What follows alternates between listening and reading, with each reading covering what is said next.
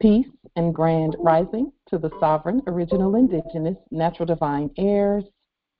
Today is August the 28th, 1442 on the ancient moon calendar, 1443 on the ancient sun calendar, 2022 on the Greco-Roman calendar. All rise and stand and remain standing into perpetuity. This is a sovereign living ancient, Article 3, Moorishe American Al-Moroccan Consular Court action. We are the sovereign living justices in capitis diminution nolo, in red ink, in proprio persona sui juris, in proprio solo, and in proprio heredes. I am sovereign living justice Pauline Denise Ritchie. My free chosen sovereign appellation is like to jure bay. Both are in capitis diminution nolo, in red ink, in proprio persona sui juris, in proprio solo, and in proprio heredes. All Moors are the original indigenous, sovereign, ancient, Al-Moroccan, Moorish American descendants of the great pharaohs of Kemet and of the ancient Moabites and Canaanites. Our full faith and trust, our allegiance, our credit, and our energy are hereby vested in ourselves, for we are the people who are the original indigenous, natural, divine, sovereign, ancient empire state for Morocco, the de jure Moorish National Republic federal government, ancient Washington District for Columbia, the Universal Moorish American Consulate, and the Article 3 Moorish American Consular Court. Today we are exercising the law by our sovereign capacity, which is the original indigenous, natural, divine, sovereign, ancient Article 3, living United States District for Columbia Liquidation Court, and we are the sovereign fiduciaries, receivers, secured creditors, executors, trustees, ministers, claimants, and beneficiaries. In this concluding cause for action, we are peace, we are one nation, one state, one empire, and one God. We hereby accept our sovereign ascension, issue a state and federal creditors' bill for possession against all judgment debtors, and exercise all sovereign rights at this time and at all points in time, nunc pro tunc. So we have 4 particular points of law, light, and love that we are going to put forth today. The first one being that we want to basically manage expectations with regard to all that we're doing. And when we say manage expectations, each Moor manages their own expectations of this movement and what we're doing and how things work. Okay, so our expectations, what are they for our nation as our nation grows and prospers? And what are our expectations for ourselves as we demonstrate? We expect a large crop of abundance in every area, not just gold, not just silver, not just land, but commerce and everything. We expect abundance all over the place. It's already here. What we must know is that large crops start somewhere. Where do those large crops start? They start in the form of seeds. The seeds are whatever you have and whatever you are and whatever you manifest through your study, your writs, affidavits, and demonstrations. So the seeds that we have are our inheritance. So through our demonstrations, through our study, writs, affidavits, and all of that, that is where our abundance starts. It starts there. The seeds do not look like the harvest. So the harvest is abundance. It's the banking. It's the money, because we are the only ones with real money. We know that. It's the properties. It's the domiciles. It's the best of everything. It's the gold. It's the silver. It's the longevity on the land. It's the divine health. It's the divine intellect and the intelligence of who we are and the great mind. The science. It's our own schools. It's our own government. It's all of that. That is our inheritance among all other things. Okay, but the seeds that we have been planting up to now didn't look like the harvest, and I think that's where some Moors became a little bit, some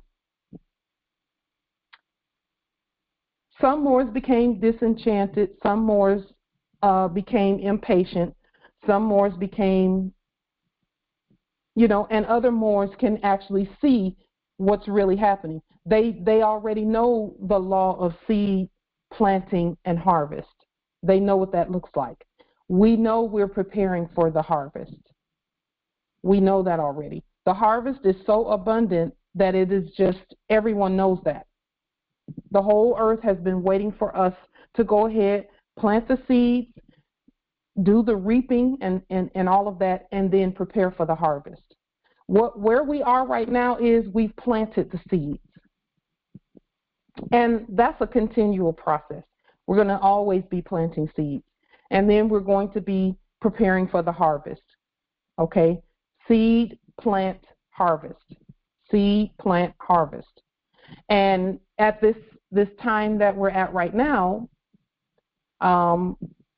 we're managing expectations.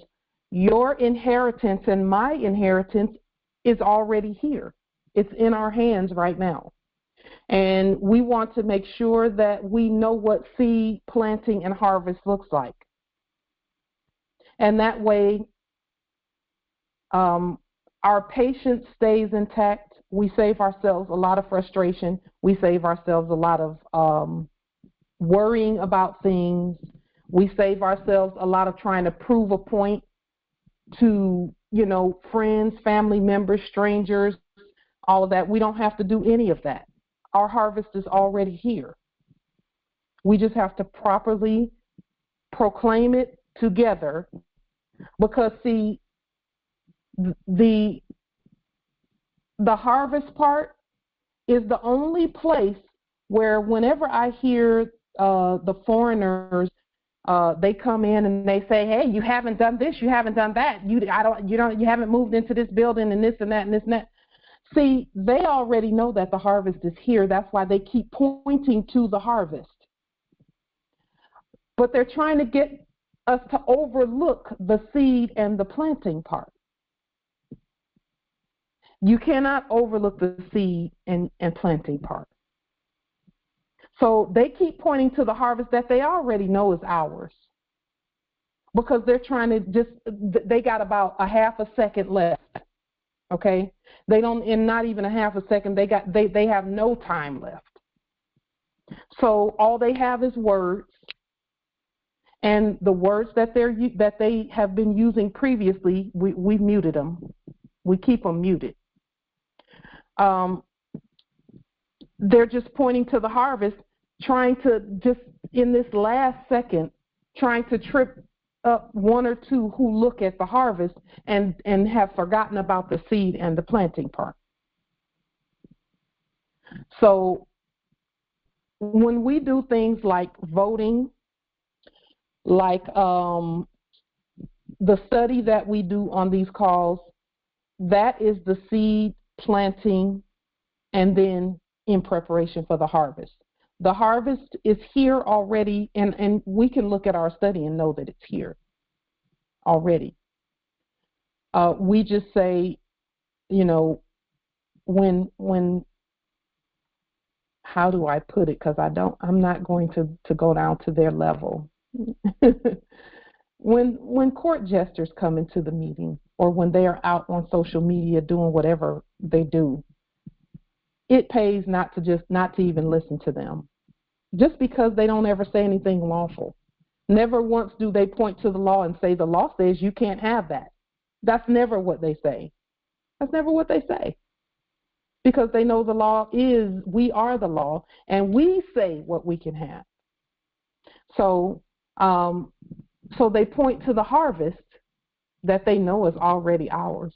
And they try and work on anyone who might be impatient with waiting on the harvest to manifest. So they'll say, you haven't done this, you haven't done that.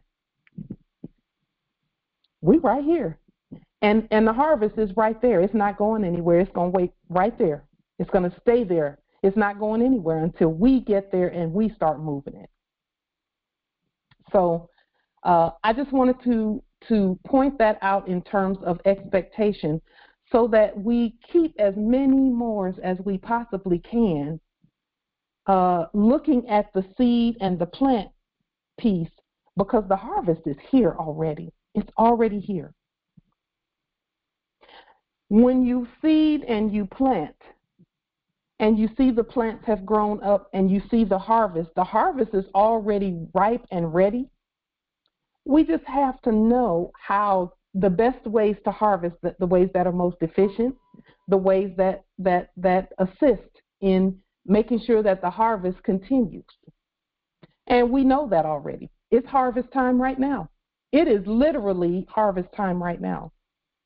We've planted, we've seeded over the years, and it's harvest time now, and they know that. You know, the court jesters and the foreign entities know that it's already harvest time.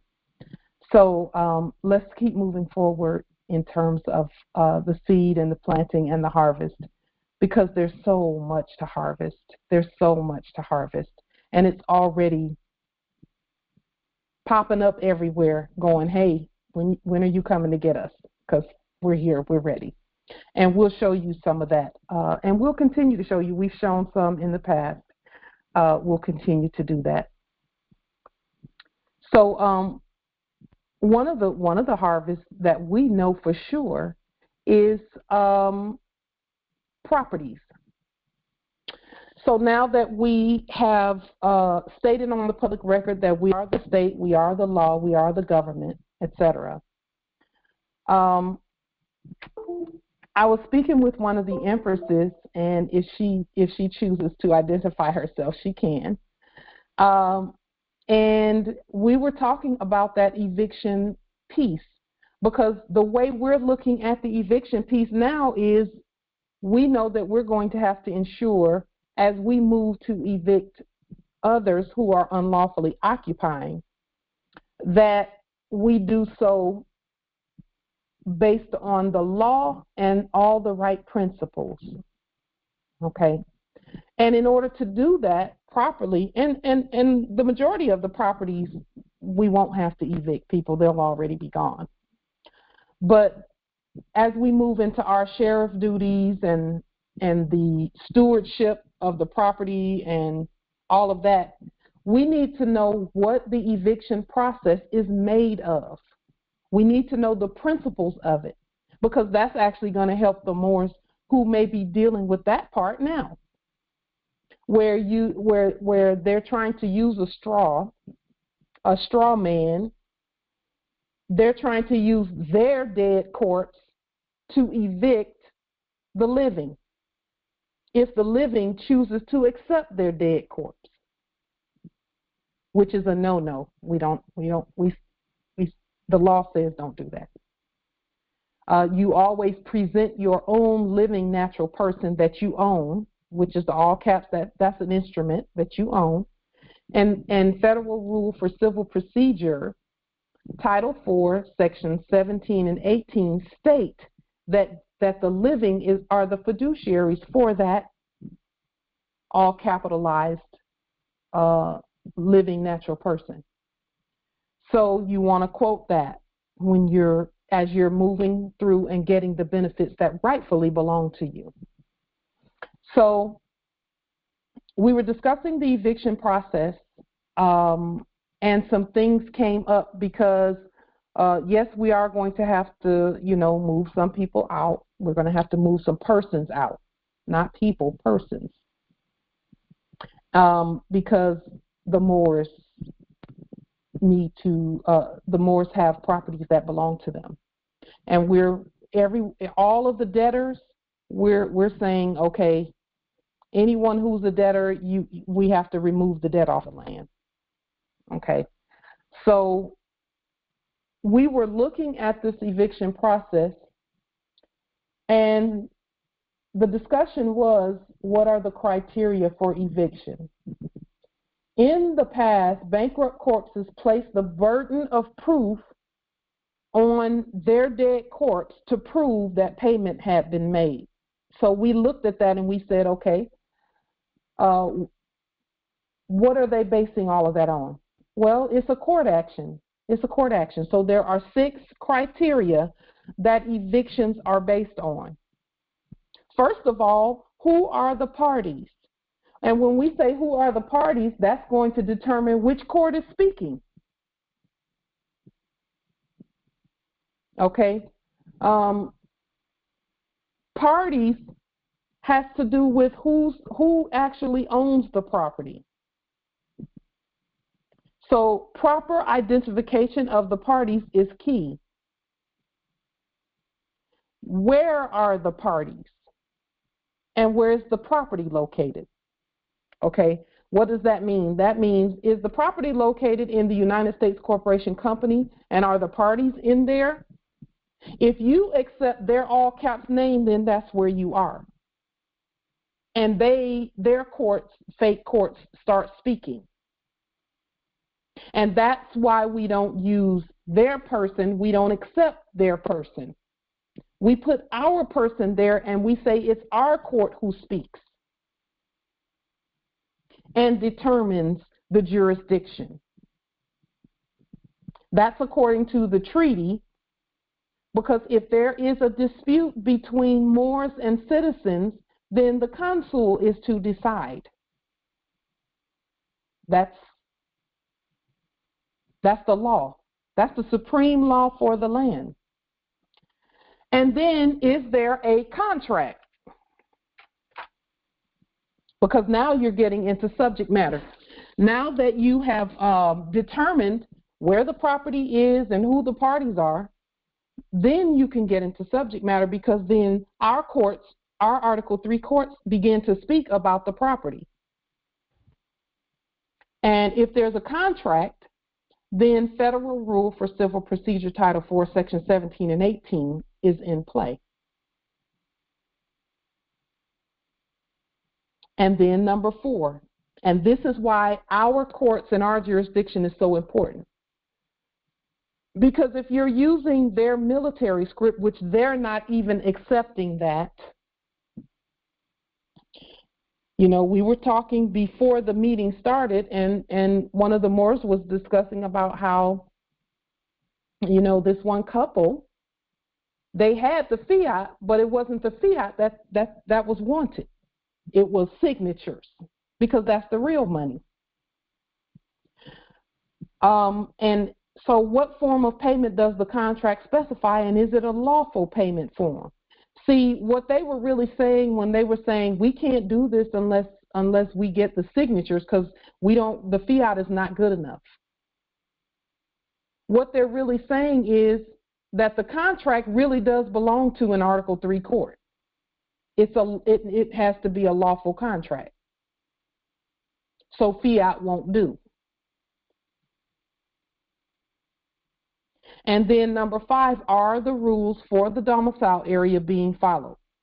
And that's, you know, according to, have the Moors done their study on the domicile and, you know, where it is, what is required, then you can get into that type of subject matter.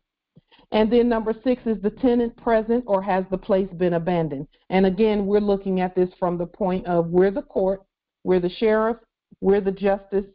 It's our property, and that's every property. Because I'll say this, Moors, and this is something that we must know. If you use a corpse, if you use a corpse to get a property, at any time the Moors could show up and put you out. Even though you're a Moor and you knew better. So you're not doing any favors and you're not getting into the property any quicker by using a dead straw. That's not going to help you. Because the tables have turned.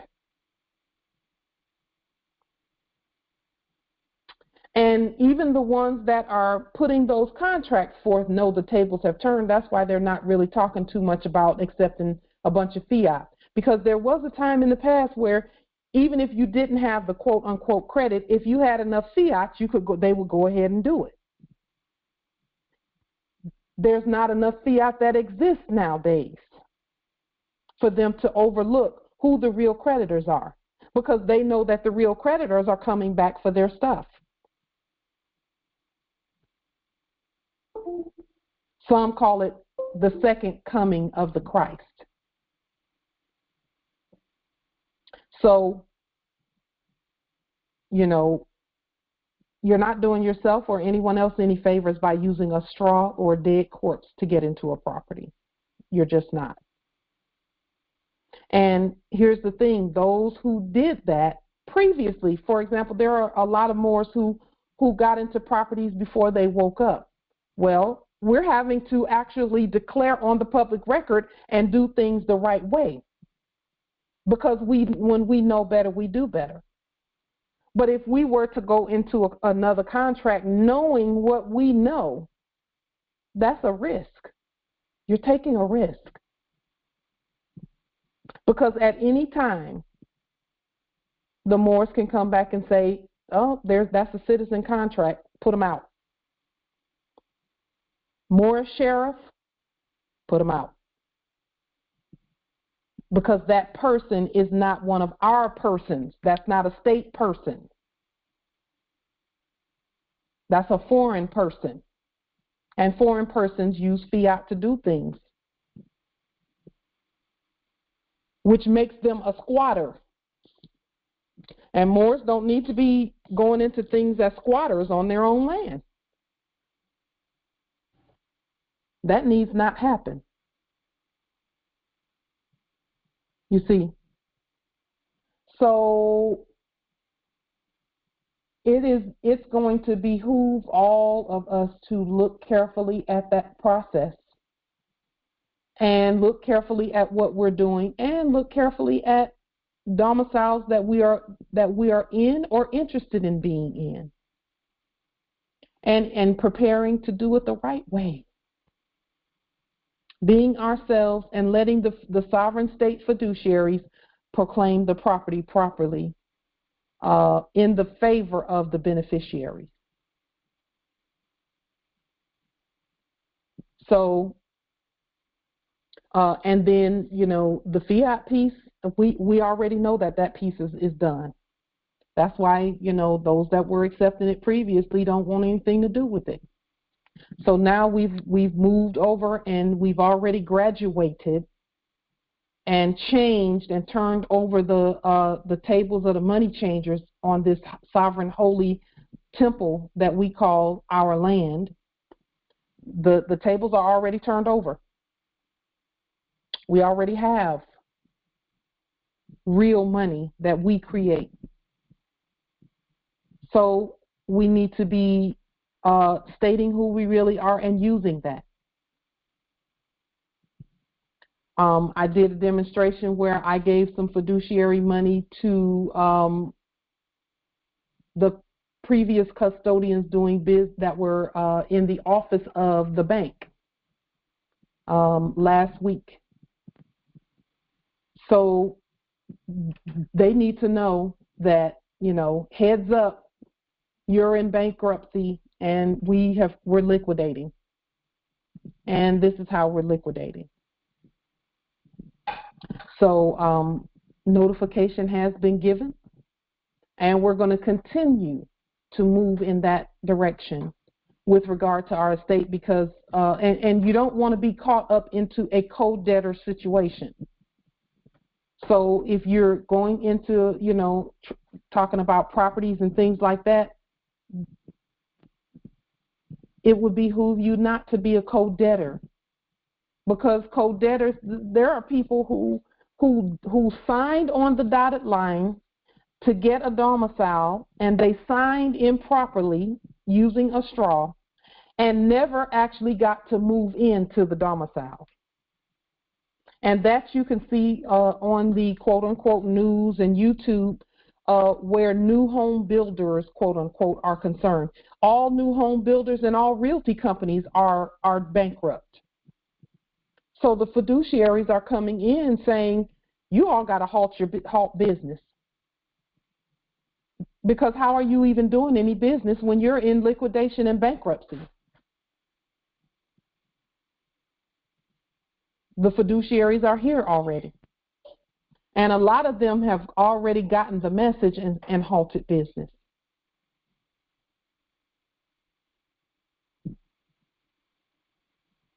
And that's not hidden. Everybody can see that.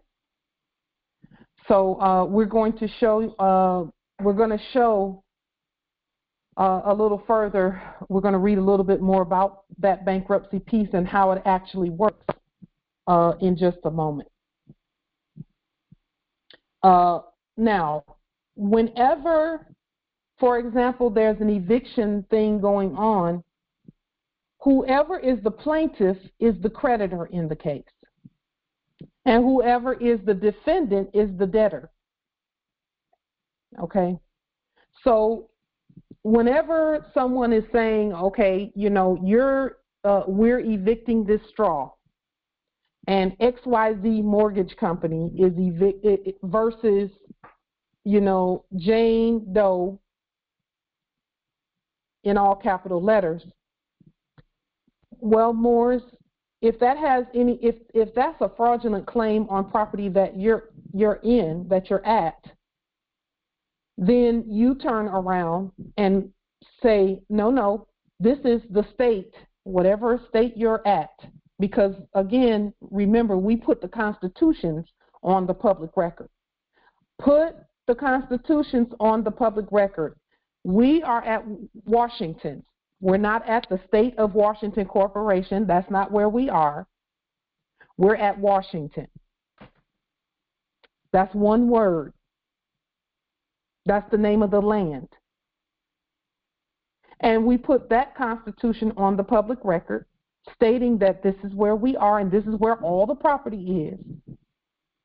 So now it's going to be Washington versus Bob Jones, who was previously claiming to be the CEO of XYZ Mortgage Company, because Bob Jones is not a mortgage company. Bob Jones is an individual. And that individual is pretending to be something that he's not. He's not a CEO. We're the CEOs. That's why we resign them. And when we say resign, that means they go back to the Constitution. And they're individuals. They don't work on this land. We're the heads of everything. And everyone. So that's what the liens are about. And then we do a resignation letter. And we resign them because we're the fiduciaries. Our word resign means removal from office. We remove them from office, so I'll just use that term. We remove them from office, and that's what the word, whenever we use the word resign, that's what we mean. Removal from office. So it is our fiduciary duty to remove all of them from office. And those doing business as realtors and things like that, they have to be removed from office because they're doing things using fiat, and that is not how that we, Moors, are going to remove them anyway. So it's best that if there are Moors who are moving into domiciles and doing things like that, decapitation, there's a question in the chat, Justice Amos says, so are we no longer using decapitation? Absolutely. That is the word that is used in the court actions when we decapitate the corpse and send that corpse on. So let me clarify that. I'm glad you asked that question. Decapitation is for corpses. Resignation is for subjects that were, and custodians who were previously in the office of. That's the difference. So let's just use, we'll say Jamie Dimon, who was previously acting as a corpse over J.P. Morgan Chase Bank. And we'll just use that as an example. We know that that's not a real person. That's a subject. It's a real subject. So that there was a corpse that was doing business as CEO pretending to be the CEO of Chase in all capital letters, as done by the United States Corporation Company. So we said, okay, we're going to remove the corporate covering off of that resource. So we called the all caps person that was issued by the dead United States Corporation Company into court. And we called that corpse spirit into court, and we decapitated that spirit off of our resource. That left a custodian named Jamie Dimon, Diamond, Jamie, in the office, in our office as CEO. That's what that left there. So we removed the corporate covering off of Jamie Dimon, the subject, the custodian. And then we said, okay, we're going to remove the custodian from that office because we are the CEO of Chase. So we used decapitation to decapitate the corpse, because the corpse is a zombie anyway. It's a dead corpse, because we didn't issue that corpse. It was issued in a dead cemetery state. And then when we did the court action on the corpse, that left the subject, the custodian, former custodian, in the office of. So then there was a custodian who works for the Moors, who knows he works for the Moors, who took an oath to the Republic, sitting in that office, and that office belongs to us. So then we said, okay, let's resign him, move him out, remove him from the office, remove the custodian. Now, when we remove the custodian, that's the resignation, because we don't decapitate living, breathing subjects. We're not a killer God. We don't have to kill our creation. We didn't create those corpses, though. The United States Corporation Company created them. And although the names and things sound the same, they're not the same, because the creator is different. And then we create our own Chase and corpus sanctum, a living natural corporation. We create that, and then that is the living natural resource that we are over. So our office is over the living natural Chase Bank, because we are the living natural Chase Bank. And then the dead corpse Chase Bank that was created by the dead corpse United States Corporation Company is decapitated and gone to Guantanamo Bay, where the decapitation occurs. So thank you for the opportunity to clear that up. Just know that there were 2 and really 3 entities running around on the land. One was a dead corpse, pretending to be the subjects that we said, custodians, you're the custodians until we wake up. But then a corpse came and sat on top of them and said, we're going to pretend to be the authority, we're going to pretend to be the government, and we're going to tell everybody what to do, and we're going to go in war all over the earth. So when the saviors awakened, the gods, the Moors, we said, okay, let's decapitate the corpses, remove the subjects, and take over all that belongs to us. And it's really not a takeover. It's just a reversion of our estate.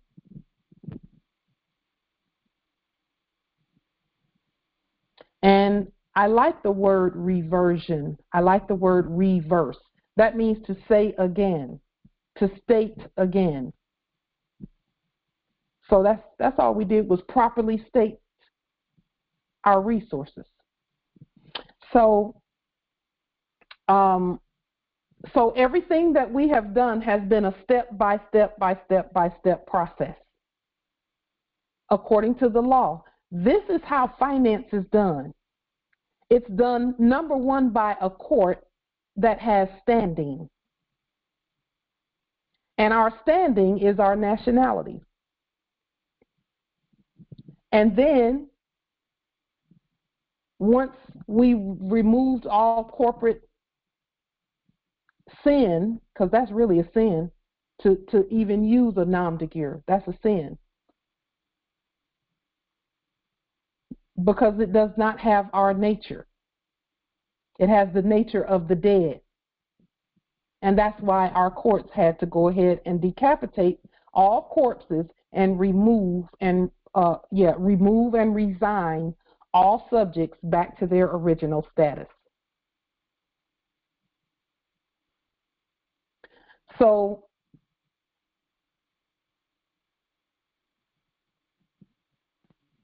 what we're doing now is saying, okay, we've done these things. We've terminated all corporate contracts. That way we're not co-debtors. We decapitated all the corpses. Because see, listen, the termination of corporate contracts is so powerful because as we're decapitating corpses, we didn't want to decapitate any Moors and mistake Moors for co-debtors, you see. And so it's important that that's why putting our sovereign status on the public record is so important. The ancestors have given us step by step what we needed to do, and now when we look back at the things that the ancestors told us to do, we know why. It was for our protection. Everything that we have done up to now has been to protect the Moors, so that we are no longer co-debtors, but that we're the creditors and that we can safely come out of her and detach so that wheat and tares are not both destroyed, but that only the tares are destroyed and the wheat is saved and harvested. They look a lot alike, but one of them bows when the wind blows and the other does not. It stands. That's the difference between wheat and tares. They look so much alike. But when the wind blows and things get a little rough, the tares bow and the wheat stands. And that's how you know the difference. We don't bow, we stand. So let's again make sure that we know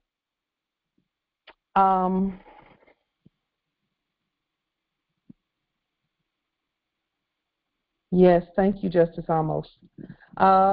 Morris, in the chat, Justice Amos put a link to a court action that he did today with regard to reversion of the state. You may want to take a look because he does great work as well. Justice Amos Alahotep Bey, Islam. So if you want some more, some other great examples to look at in terms of court actions and reversions of the state, take a look at the link that he placed in the chat, Islam. So I'm just excited for us because our ancestors did everything to protect us. All we had to do was listen and not get impatient and continue moving forward. And we have 1,000 years to, and really we have eternity and infinity and even beyond eternity. But in terms of the manifestation of the abundance that is our vast estate, it's happening very quickly. The ancestors wanted us to be able to hear what they have to say and then implement the processes and demonstrate our sovereign status at all times, even if it means that you have to wait for something to manifest. It's best to go ahead and do it the right way from the beginning. Because we know who we are already. And it's going to be advantageous for us to be ourselves from the very beginning, because it never fails that when we're being ourselves from the very beginning, even if someone says, a fraud says something like, well, we're not going to go through with this deal if you don't sign this way. If you exercise rights, you can't do this. Well, we'll be able to look back and see where it was best for us to be ourselves, because the ancestors will show us that, hey, if you had signed the way they said, look at this hot mess that would have happened. So let's just keep moving in the direction that we're going in. We're actually way ahead, way ahead in terms of the reversion of estate and the manifestation of the estate. We've moved very quickly. So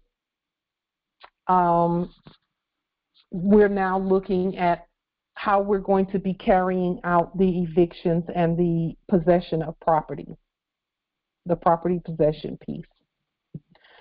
We have to have our own, ensuring that we are not connected to the debtors.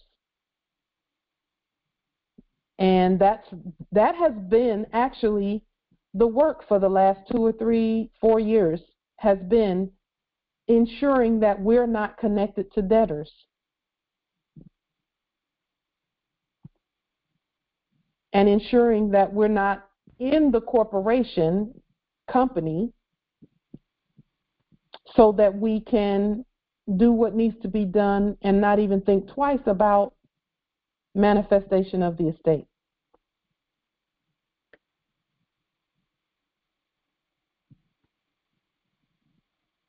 It is going to be, very, very important that we make the distinction and continue to make the distinction. I keep hearing, some say things about, quote unquote, one nation under God. Well, we're the God, and all else are under. When I think about even what we spoke about in our last call, we showed you the Space Force logo, and their motto is Semper Supra. Semper Supra means always above. Well, that was just a huge something from the ancestors saying, okay, you have superseded in terms of jurisdiction. Now stay there. You've cleared out the below. As above, so below. Now it's that serious in its whole manifestation. We've manifested the as above part. And we have also manifested that, okay, let's have the below match the above. So Semper Supra, to all the Moors, always above, always above. Above that debtor status, always.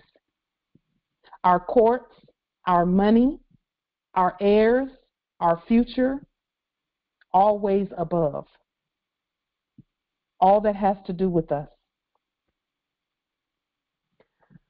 That's called dominion.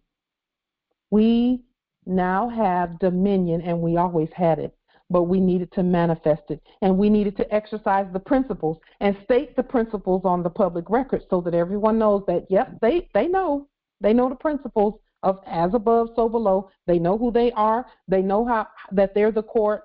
They know that the money belongs to them, and that the silver is theirs, the gold is theirs, and all of that. So that's what we've been doing. That's what all of this work has been about. And now it's harvest time. It's harvest time. It's harvest time. And harvest time, I was thinking about harvest time this morning because I know it's that time. And I'm more excited about the fact that we have the tools to get the people. The money's great. The money is great. It's great that we have it. But The money it has a purpose. The purpose is to get the people. Because we already know, and it's in the Biblios Heliotext, that it takes resources in order for the gospel to go around the whole earth. The gospel is the word gospel is actually the true meaning of it is the God spell. The spell that the gods place on the resources by the words that we use and the words that we own and that we create, because we're the Phoenicians all day, every day, always have been. And so now we have what we need in order to manifest the harvest. And what does that look like? That looks like our family members, our kin, our brothers and sisters, those that we went to school with, those that we've had experience with throughout life, getting to know who they really are. That's what this is really all about. And yes, we need to be able to travel in order to do that. We need to be able to, to go about and govern the resources so that they are protected as they wake up and know who they are.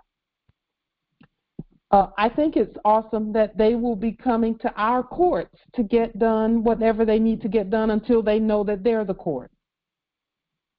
And they're going to know that from the beginning if we have anything to do with it. Their first affidavits, name change and judicial proclamation, those are court actions, court action language right there at the top. They're going to start off being the law. Whereas that's something that we were not quite familiar with when we first nationalized.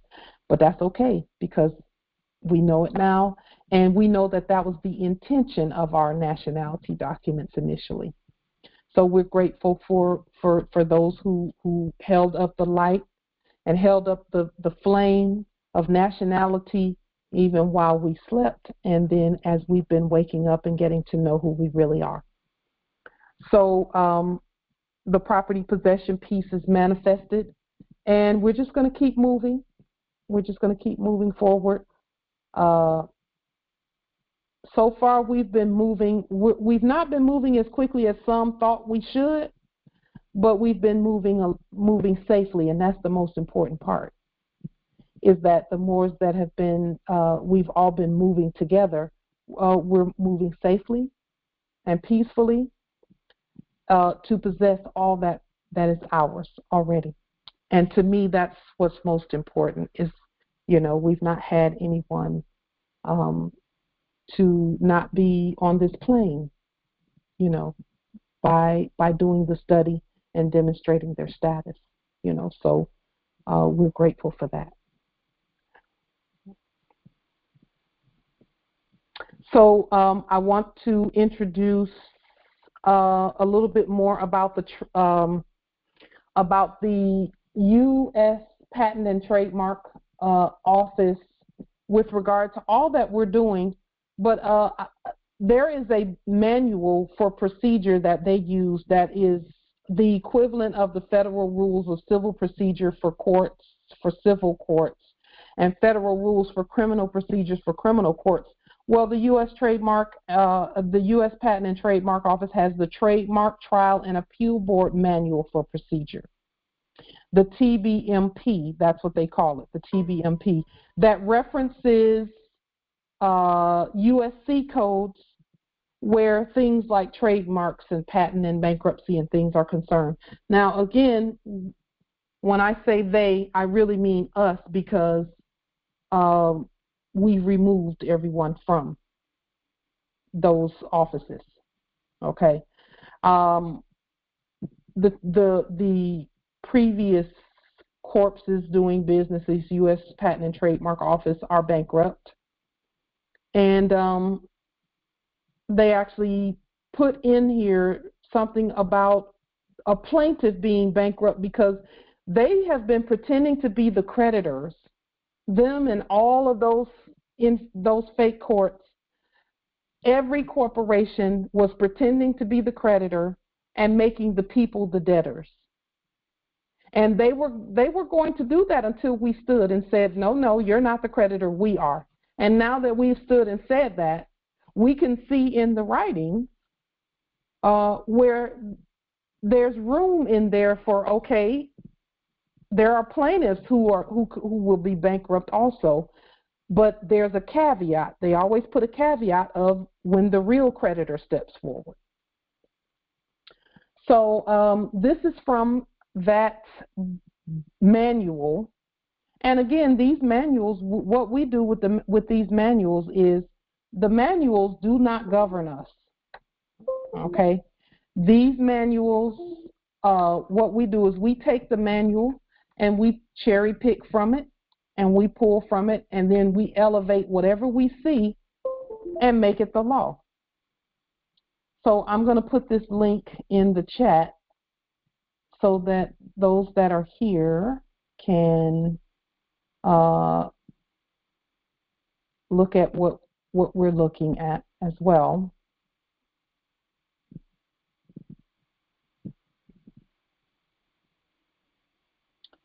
And we'll just look really quickly at this part about bankruptcy in the book. Just one moment. Yeah, okay. So here's what it says. It says bankruptcy. The board will issue an order suspending proceedings if it comes to the attention of the board that the defendant has filed a petition for bankruptcy. Remember, we said that plaintiffs are creditors and defendants are debtors. Okay?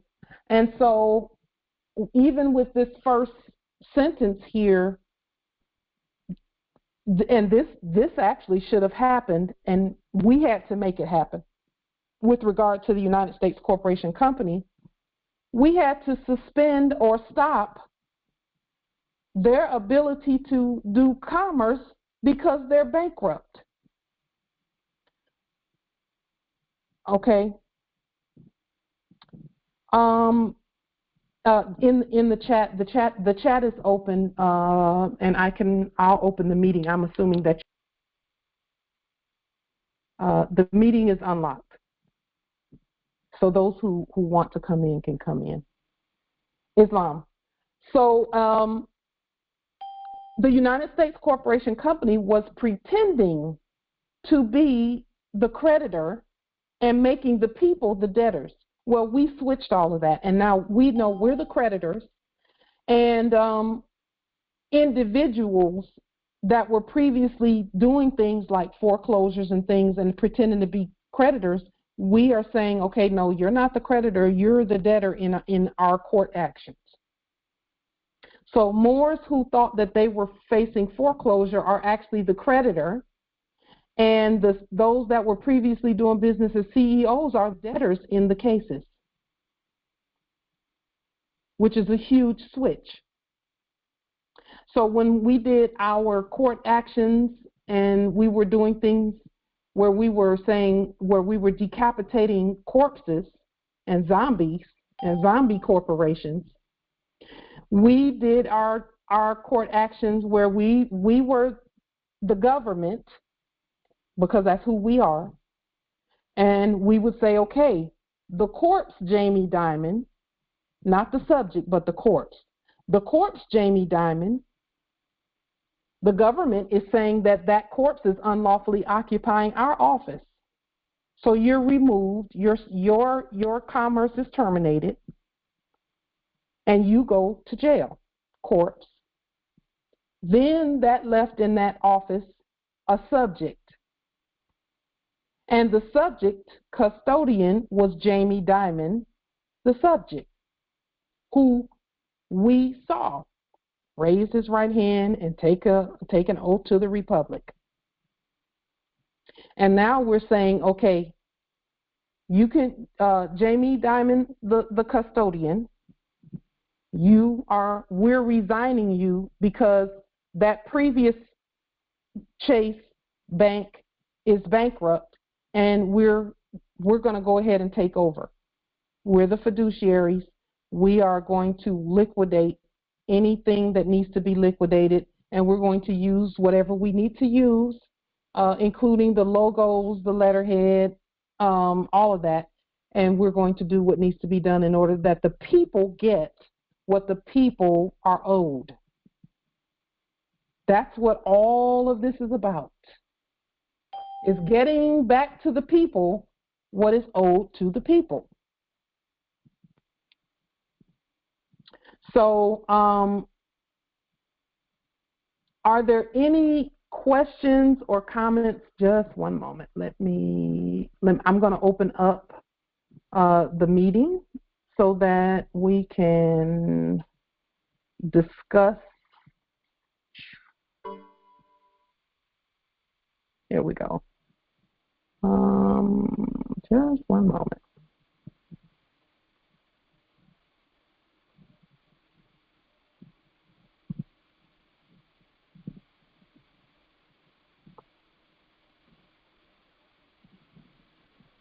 Okay.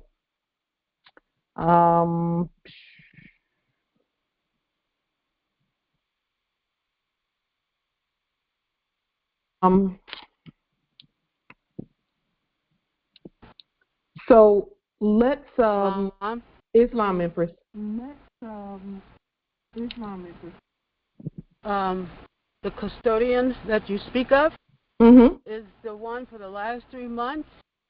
I guess he's doing his job. Has warned that their institutions are bankrupt and will soon be non-operable. This has been very consistent by that particular custodian. So I think they are trying to follow what they're meant to do. Yes. Islam. Yes, and our prophet said that only when they're facing death will they tell the truth. Yeah, they have to tell the truth now. They can't keep, being fraudulent and all of that. But see, they were only fraudulent when a corpse was pretending to speak through them. But when we did our court action and removed that corpse spirit, because it's a spirit, this is a spiritual thing. This is not it manifests in the natural, but it's really spiritual. Once we stepped, the Moors came and said, okay, we're going to remove these corpses. And I just want to thank all Moors who've been doing liens and court actions, because look at what's happening. We actually have foreigners and subjects telling the truth now, whereas for 100 and something years or more they lied, and they're now telling the truth about what's happening. And for that I'm just grateful, because we actually had to stand and hear a bunch of naysaying, because there are some who won't believe anything we say, but if they hear it from them, they'll believe it. Okay, we will make them say it. Anything to assist in everyone waking up. So, yes, they have to tell the truth, because they are oathed to us. And so we're grateful, because Moors, it's been the liens, the court actions, and the demonstrations. Every Moor who's done a POW demonstration, I honor you, because those are not the easiest demonstrations to do, just because of the stigma that's attached to them for some people. To me, it's a badge of honor. But for some, there's some stigma attached to it. Okay, they'll wake up and get past that. We're just grateful that, that regardless of the testing that we've been going through, that we stand. We were going to stand anyway, and we're grateful for all the Moors who've been standing. Let's see.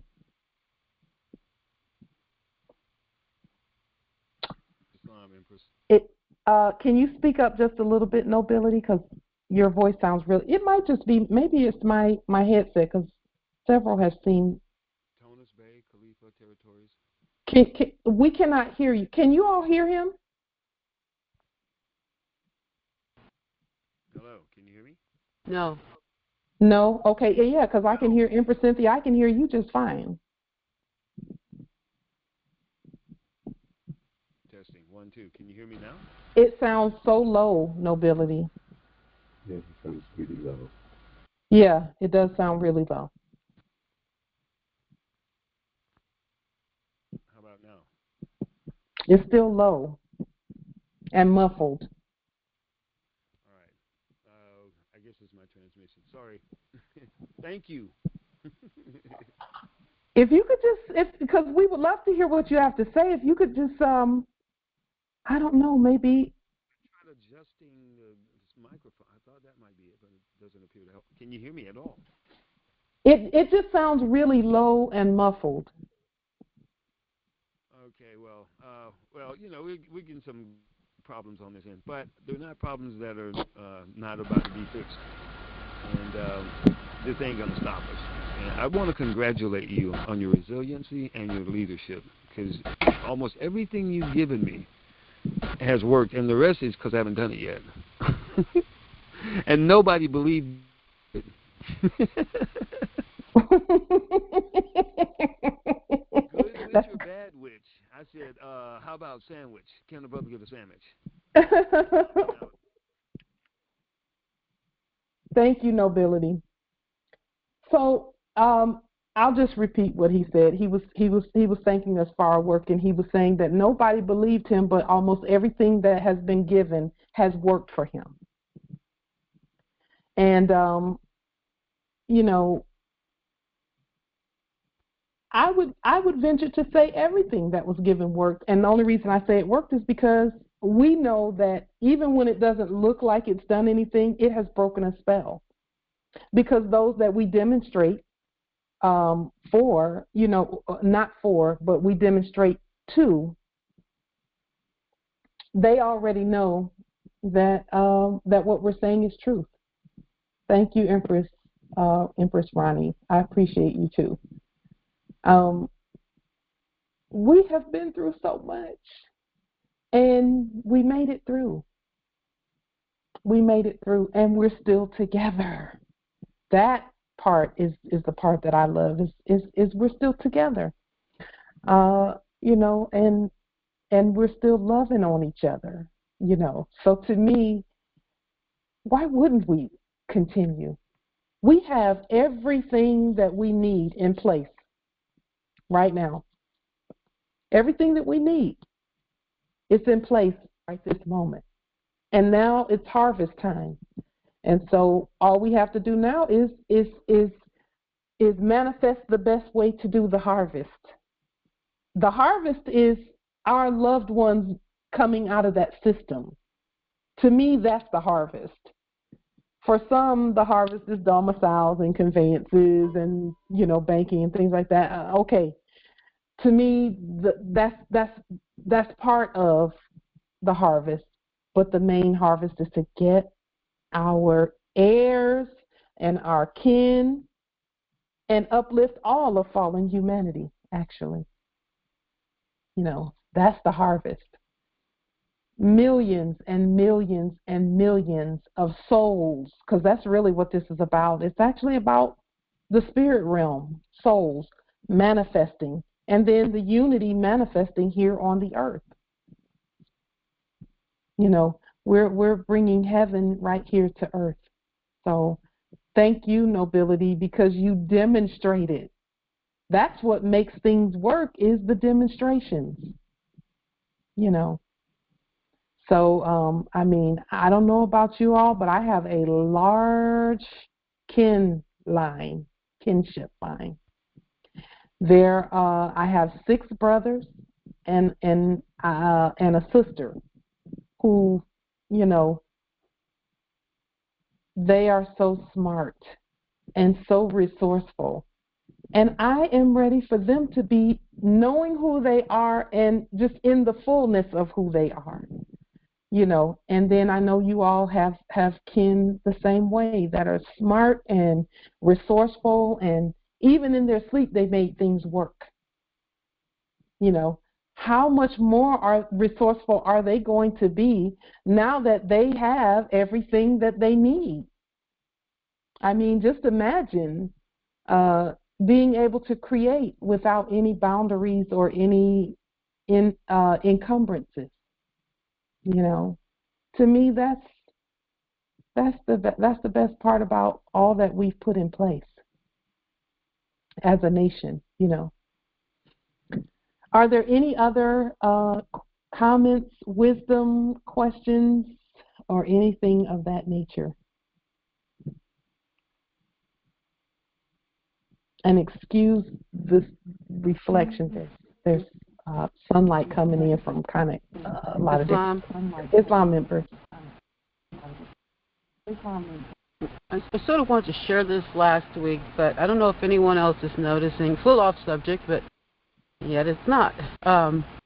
With the earth changes from all the work that we're doing, I know it's us who's causing this, and the water system is moving around the earth and replacing itself.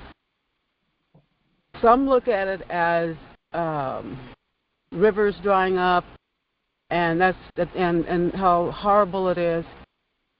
But what I'm witnessing is it's exposing all of the megalithic work and the artifacts that our ancestors left behind to remind us who we are. And I'm watching a miracle, with my very eyes of that. I know it's originated from what we're doing here, all of us Moors, who are on this journey to correct the earth again, so we all can create a world we want to live in and love each other, like you said earlier. And I appreciate every one of you on this call. I love you all. I haven't seen your faces. I hear your voices, and I feel your spirits. And I just want to thank you all too, myself. And I'm humbled by this experience. Islam, Empress, we love you too. And yes, the rivers drying up, all that, it's just exposing the natural resources that are at the bottom of all of the rivers. There are, like you said, ancient megaliths, ancient structures that we needed to see. Natural resources that are there just waiting for us. So it's we win. We win. We won already. It's a wrap. We won already. Yeah. It's a wrap. There's a bit of an echo coming from somewhere. it's me. Yeah. We win. We've won already. It's a wrap. All we have to do now is prepare for the harvest. That's really what we're doing right now, is preparing for the harvest, and ensuring that, as our kin awaken, that we can point them to where they need, where they can get remedy. We've had to find our way to the remedy by listening to the ancestral energies from within, and now we can help our kin to freedom, And to me, that is, what else is there? What else is there? Nothing else. It's that. Some of the toughest, or what we thought or perceived were the toughest issues, we have remedy for them. We just have to be bold enough to demonstrate them. Justice Morpheus, I see that. Yes, some of the ancient species that we created, the real animals that we created, not genetically modified ones, but the natural animals, are appearing again here at on the land. Let me say this about the food that we've been eating too. I don't think any of us has eaten a real chicken or a real turkey, you know, or a living nut. We haven't had that ever really, but I know in the last 20, 25, 30 years we've not had it. It's all been, you know, fake stuff. Yeah. Yes, Empress Ronnie, she says it's the labor birthing pains, the manifestation of the baby coming. Yes, the baby's here and born already. And now we're looking at the baby going, we got some things to show you, we got some things to teach you, you're going to teach us some things, and let's do this. So, you know, is it work? Yeah, it's work. But why are we here? To get it done. To get it done. I'm just excited that we have the pieces in place, because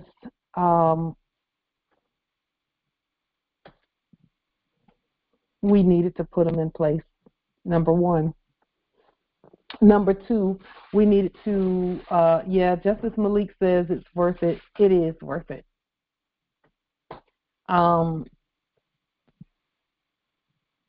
We needed to know how it was that we were over everything.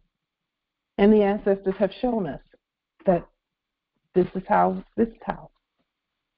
How do you know, we knew all of the resources were ours. We knew that. We knew that the corporations had to do what we told them to do. We knew that.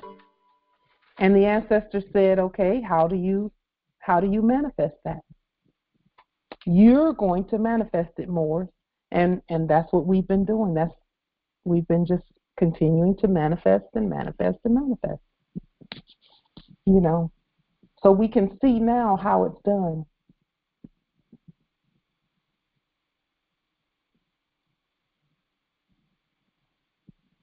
So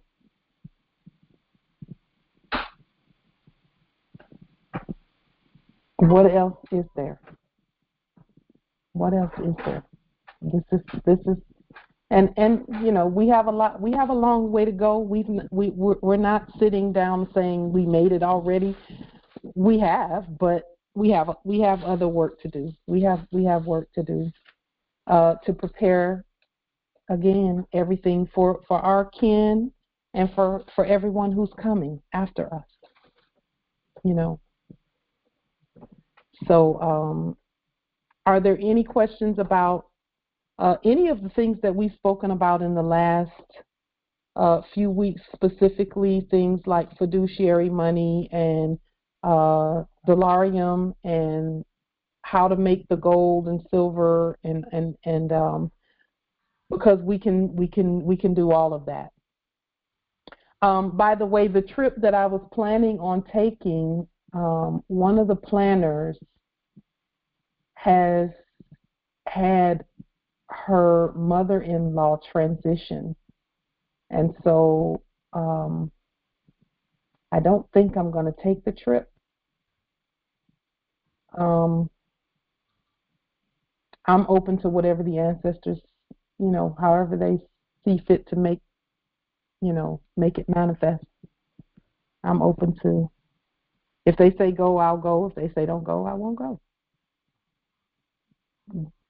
So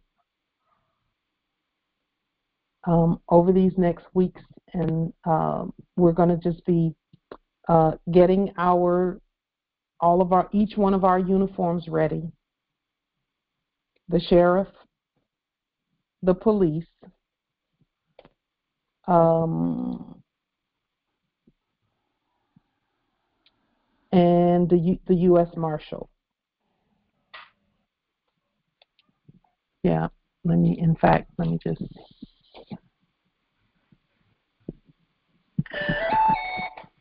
And the reason that we are,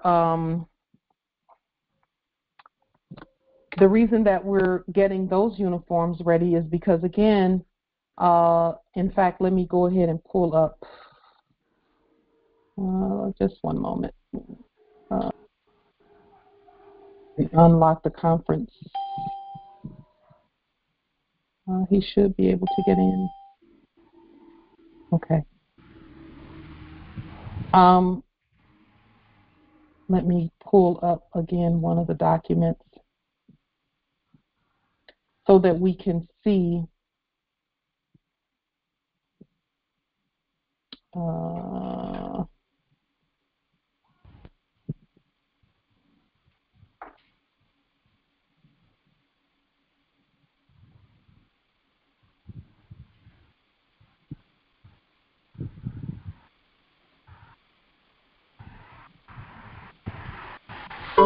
just one moment. Okay.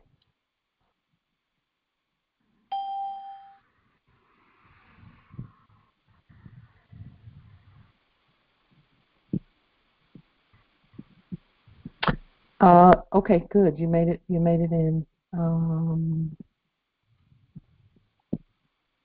Let me put this on the screen.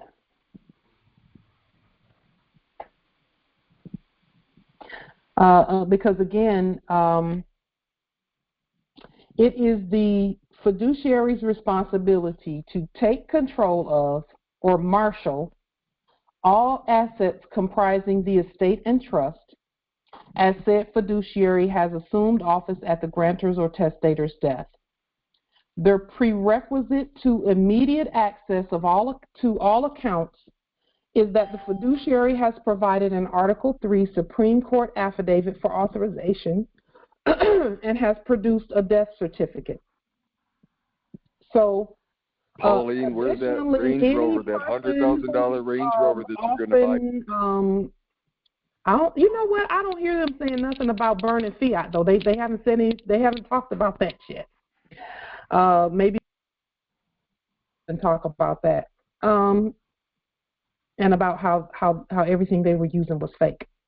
But okay, let me go back here again to this letter. It says the prerequisite to immediate access of all accounts is that the fiduciary has provided an Article 3 Supreme Court affidavit for authorization and has produced a death certificate. Additionally, any person to whom the office of fiduciary of any state is so transferred shall, for all the purposes of this action, become and are hereby deemed to be the trustee for the state, and the person from whom the office was transferred is now deemed to have resigned that office. So these fiduciary letters that's signed by the fiduciary, which is me, which is us, but we are using all of the instruments from the bankruptcy in order to access whatever it is that we need to access.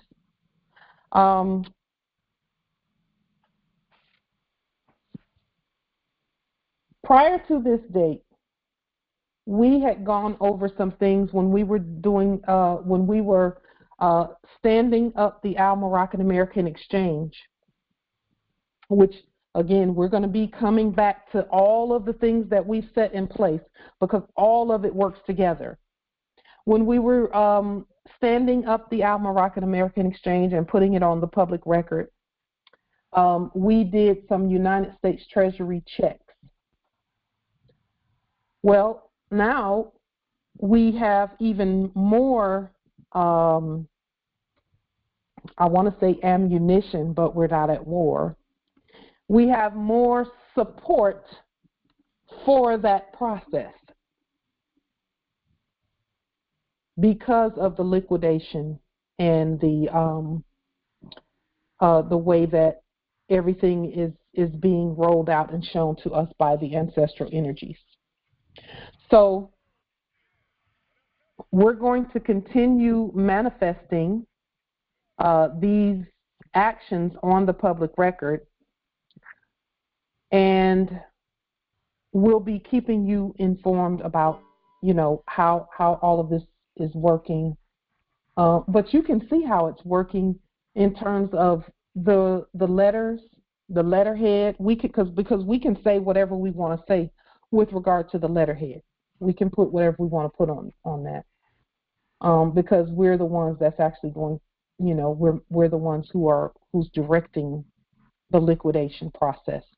Now, there is some, where liquidation is concerned, I want to, let me see, I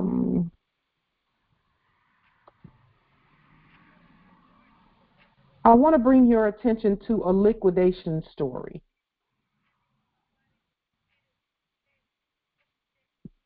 So that you have some idea of where we're going. Okay. This is what liquidation is going to look like as we continue to manifest it. So this story that is on the screen is about a company at Eugene, Oregon territory, where, and this is published June 1st, actually updated June 1st, published in May. But I'll just tell you a little bit about it.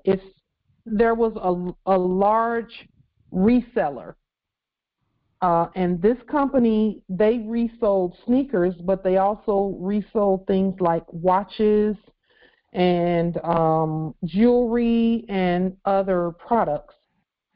And they ended up going bankrupt because they were taking in a bunch of fiat for these things and not sending the people the things. Okay? So the guy was, he was brought into a bankruptcy court.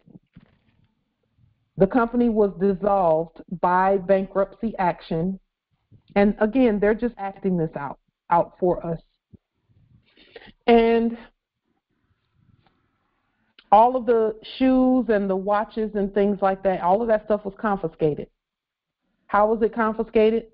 They just said he can't go back to the warehouse that the stuff is at. But the stuff is still at the warehouse. Okay. And then they just padlock it and put a guard there. So now what they're saying with regard to this story, and when I say they, I'm talking about those, the quote-unquote United States Bankruptcy Court, is trying to get the people, either get them the stuff or something, or get their money back. And they were saying they wanted to get the people their money back. But they don't have anyone to buy the stuff, and they're trying to liquidate the stuff. In other words, they're trying to find someone to take the stuff at whatever price they can take it at. And then they'll get the people, even if the people get 10 cents on a dollar of whatever it is that they spent, then whoever it is that comes and says, okay, we'll take all of this stuff for $1.5 million. Because even some of the watches were worth a little upwards of $400,000 for one watch. He had some high-end things. He had some Jordan, a whole bunch of Jordan tennis shoes, Michael Jordan tennis shoes, and, a bunch of that kind of stuff. Well, they cannot find anyone to take the stuff. So they're saying now whoever, first come, first serve, anyone who comes and they can have as much of this as they want to have. Well, for us, Moors, every corporation out there has that same problem. So all of them now, and many of them, and this is what we've been noticing on the public record, many of them are now having what they call liquidation sales, where whatever you want to pay for the stuff you can pay, right? Well, that's where our fiduciary our fiduciary money comes in at. So we're going to start looking carefully at these, and I would ask that you all look carefully at these types of situations here, and start looking at, because again, every automobile corporation is in the same position. They can't get rid of the stuff. They have an overabundance of inventory, and they need to liquidate. But they're just doing what we told them to do. Okay, and so fiduciary money is really the only way that liquidation can occur, because if you try to use fiat to get the stuff, you're just putting more debt on top of the debt that they're trying to liquidate. Now you see why we had to do fiduciary money. Because you can't keep, if you use more debt to pay, you're not helping. You're actually putting them further in debt and doing commerce with them, and then that makes you a co-debtor with them, because you're using debt to get things that are already debted. That's why fiduciary money is so important.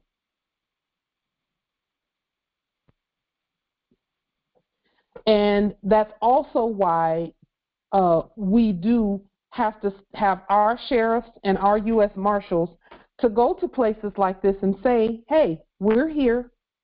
We're the creditors to this stuff. And we're going to start getting it out to the people, the creditors. Okay? And the creditors, we don't take fiat. Creditors don't take fiat. So any creditors who want to access things can use fiduciary money to do so. And the reason we say fiduciary money as opposed to, let's say, and it's not opposed to delarium, but instead of delarium, is because delarium is for the things that we create, not the things that they create. So anything that's not being liquidated but that's being produced by us, that's what delarium and gold and silver are for. But you cannot really use gold and silver for stuff that was created by the corpses or the corporations. The things that are being liquidated, that's what fiduciary money is for. And anyone can use fiduciary money, but we are the only ones who can print it. And when I say we, I mean Moors, because the Moors are the government.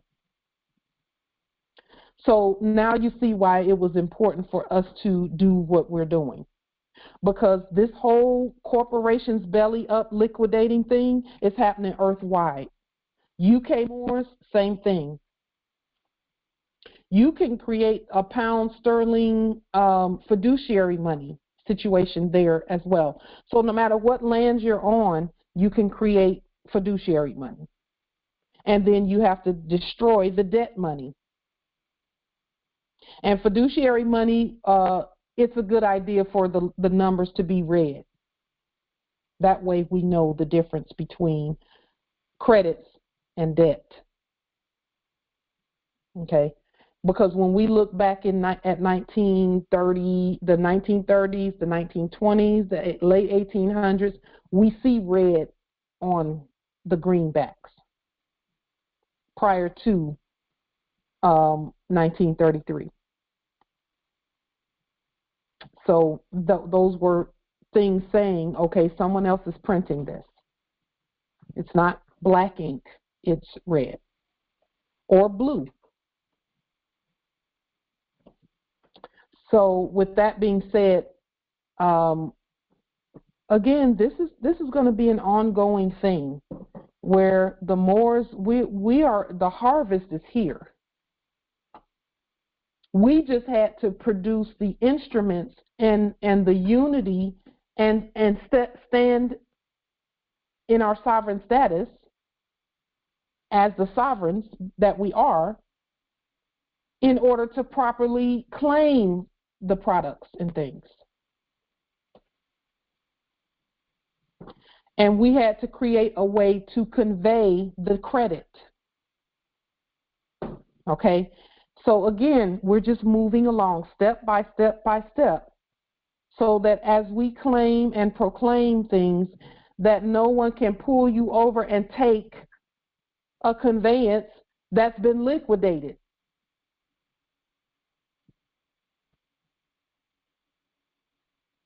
Our ancestors are brilliant. They know exactly what they're doing through all of us.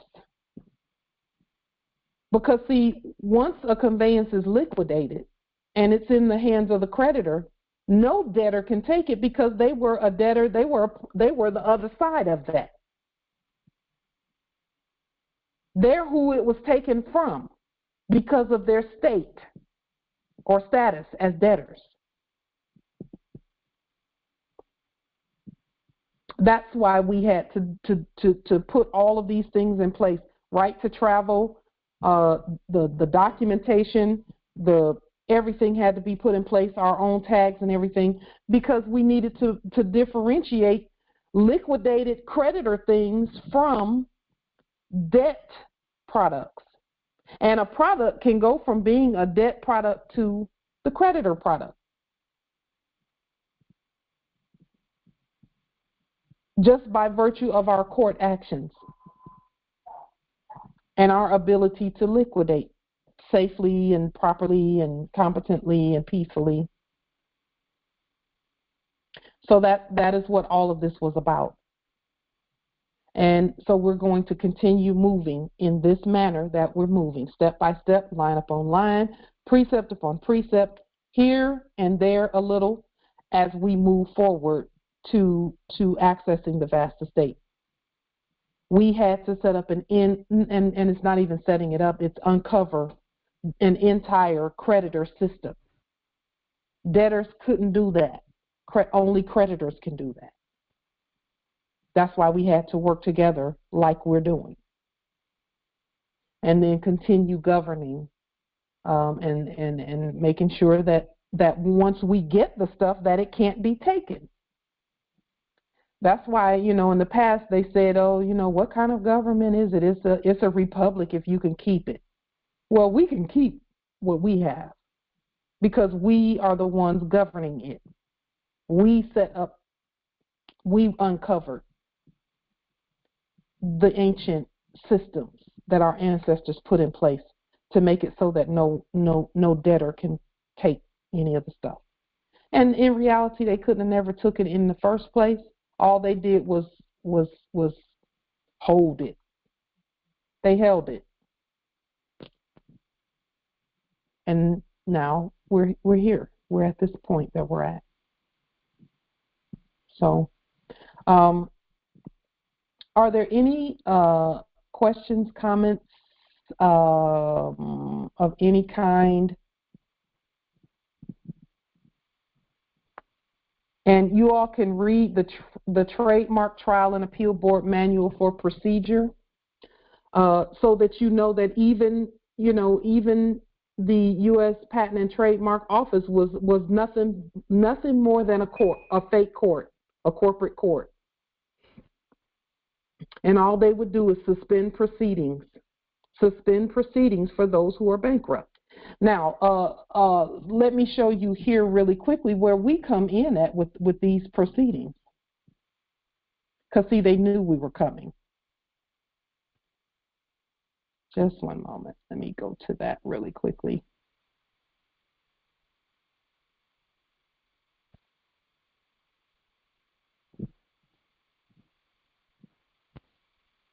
Okay.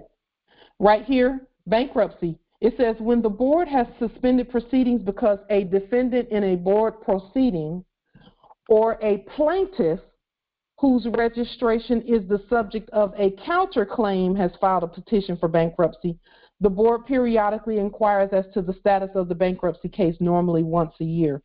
All they're doing here is talking about when the Moors come back, because, see, that's the only time that a plaintiff can be a debtor, is in that other system. Again, like we stated previously, the United States Corporation Company was pretending to be the creditor and using the people as the debtors, but they were a debtor the whole time. So only when they are the subject of a counterclaim, that means they're the subjects in a counterclaim where there is a superior plaintiff. We are the superior plaintiff. So they knew we were coming. And they said they'll just check back once a year because they knew it was going to take us a minute to wake up and realize who we are and all of that. So ours is not even a counterclaim. It's actually the only claim. All other claims are suspended and actually null and void, when it comes to who we are. We've always been the creditor. We just needed, see, they were looking to see, will they separate from the debtor? Will they know how to make that happen? And we did it. We did it. So again, termination, declaring nationality is the first step in declaring that you're the creditor and not the debtor. Nationality, so name change and judicial proclamation. Termination of all corporate contracts. That's the second one. That's the second step in that process.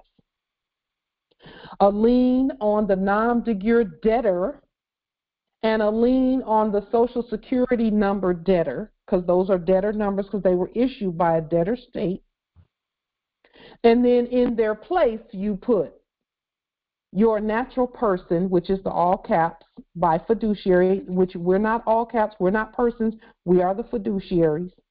And then a sovereign security number, which is the same number sequence as the social. Okay. And then a lien on the United States Corporation Company. So all you're doing with these steps is saying, I'm not a debtor. These are, and then you're pointing to the debtors and you're saying, I'm the creditor, and this is where this is how I express my creditor status. And creditors speak by court action, so you're going to use your courts to speak. How do you do that? A simple moorishe government affidavit. So, people have been talking about secured party creditor, this, that, and the third. That is the formula and on how to manifest who's the debtor and who's the creditor, and separating the two, separating the wheat from the tares.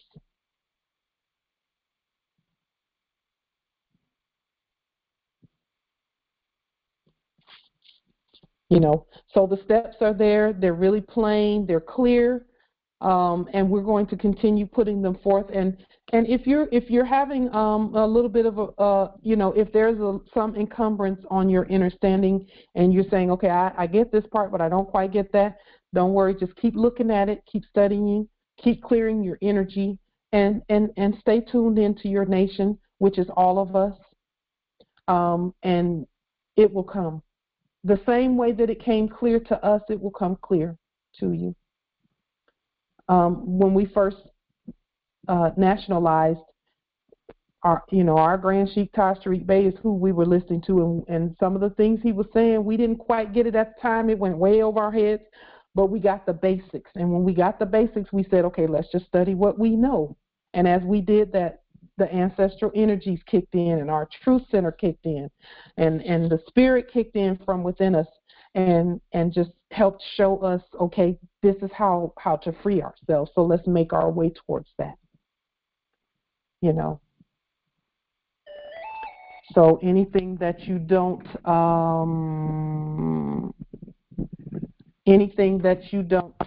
understand right now, don't worry about it. You'll get it.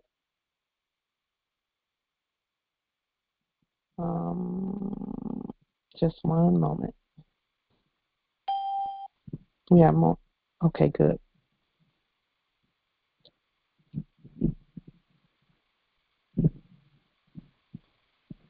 So, are there any other comments, questions, etc., with regard to anything? Islam. Yes, I was going to refer back to the real estate, whereby if you take a look at 12 USC Section 13, may maybe 73, 13 or 73, but it has been revised under Title 62, whereby no loans supposed to be hypothecated by any so-called bank. 12 USC. Go ahead. Yes, 12 USC Section 13, or you may want to look at 73. But I think that particular law, well, I think it was revised under Title 62. So you may want to take a look at that as well, which states that no so-called bank can hypothecate any loans. And at the same time, the directors, CEOs of those so-called banks are basically supposed to take an oath of office. But what they do to get around it, they do not live within the state where that particular so-called bank is operating.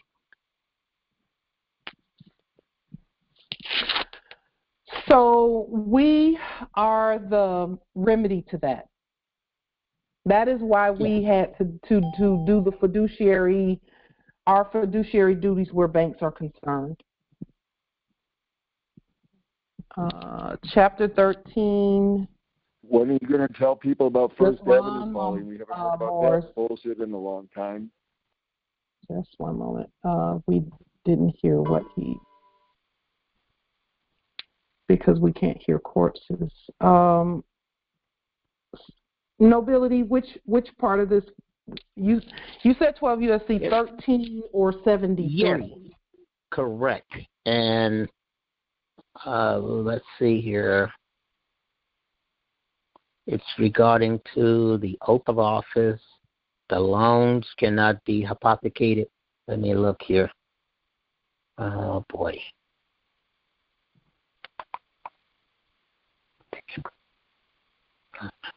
Funds. Trying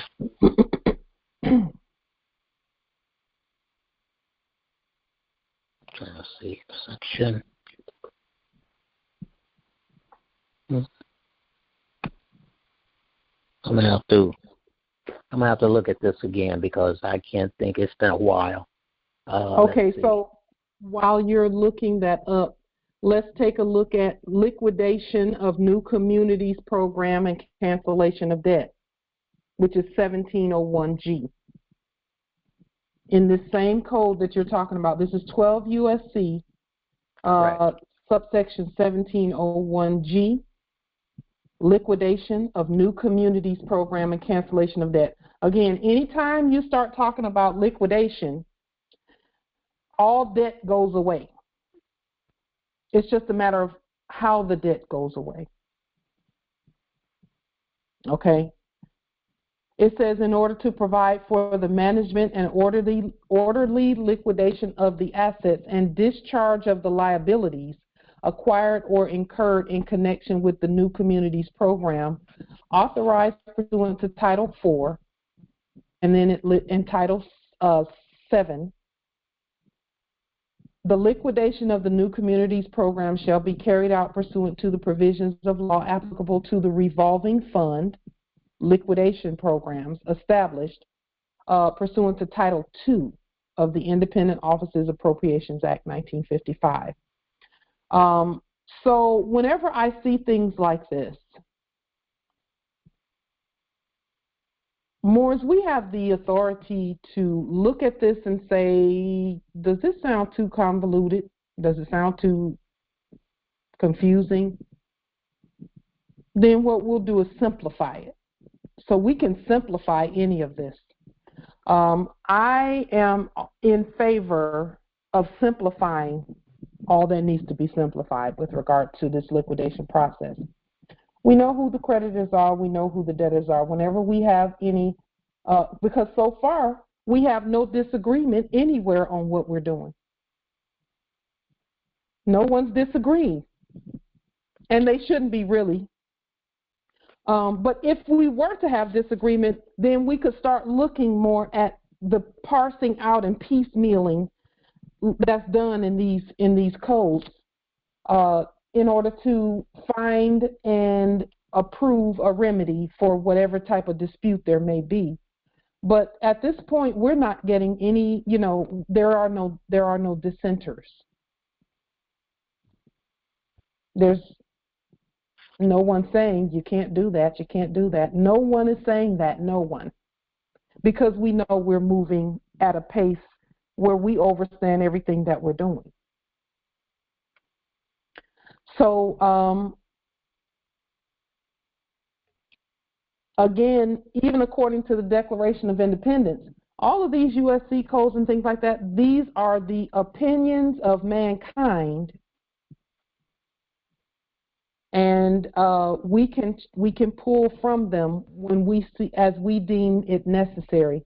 But so far, I don't see a need right now. And if you do, please let us know, because there are no dissenters as far as we can see. Most Moors are in favor of accessing and liquidating the things that we need to liquidate, that need to be liquidated. We don't need to be liquid. We don't have a need. This is something that we have to do as fiduciaries. The gods don't have a need, but the beneficiary does. The beneficiary needs their things, their stuff. The creditor needs their stuff. So we're just going to keep moving singularly. And when I say singularly, we're not convoluting it with a whole bunch of stuff. We're not bringing in a whole bunch of, some people say the things that we're doing are too complicated, and they don't quite get it yet, and that's okay. We're keeping it as simple as we can in terms of stating who we are properly, and then accessing that which belongs to us. We're keeping that as simple a process as we possibly can, but still doing it competently. So let's just keep moving forward in terms of accessing the things that we need to access. So from this point forward, Moors, the printing of the fiduciary money is going to be a key, and then getting ready to have the sheriffs, because we're not talking about custodians anymore. We're talking about the sheriffs, because we're the head sheriffs. All Moors are the head of the sheriff department and the U.S. Marshals and the police and all of that in all the territories. All Moors are already the head. And as the head, you just speak to those resources. Send some affidavits. Mail them some affidavits. You never even have to really go face to face. You just send the word and tell them to go and secure certain things, and then get used to using your fiduciary money.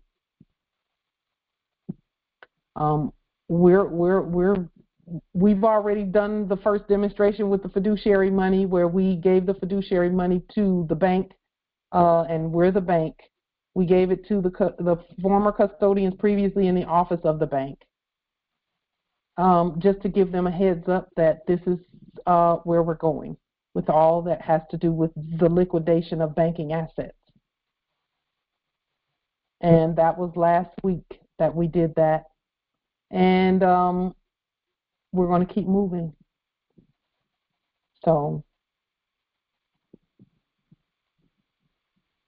are there any other questions, comments, or anything of that nature? Islam, sister. Islam. Go ahead, brother. Yes. On the fiduciary money, is it acceptable if you use a sequence stamper in red to over top of the fiduciary money? What's a sequence stamper? Are you meaning like you punch a stamp and then it goes to the next number and the next number and the next number? If you could let us know what that looks like, and of course you're sovereign, you can do it however you want to do it. But I'd love to know more about the sequence stamper, because we actually need to implement that. That's going to be another one of the steps in printing our own money. Do you have a sequence stamper, or let me just go on. Yes, I do have a sequence stamper in Red 8. It counts each time you stamp it, it goes up another number. Oh, I see. Okay. Office dater, numberer stamp. So is yours the hand sequence stamper, or is it the machine sequence stamper? Hand. Yeah, that's actually a great idea. I see here on the automatic self-inking. Yes, that's what I have. Yes. It says it repeats 0 through 6 times or 12 times before moving on to the next number. Self-inking, so no separate ink pad required. You know, that's good because you will want each one of the different bills, so the 100, the 50, the 20, the 10, and the 5 and the 1. That's 6. So all 6 of them can have the same number before it moves to the next one. You know. Yes. So that's a great idea, and that actually the ancestors kind of nudged me a little bit in that direction, because over time our fiduciary money is going to be changing. We're introducing it right now at some point, but it's going to be changing over time. You know, we just have to get used to printing our own money. You know, because this banking piece is not going away. You know, it's only going to grow. So that's a great idea, Nobility. Thank you, Sister Ayu.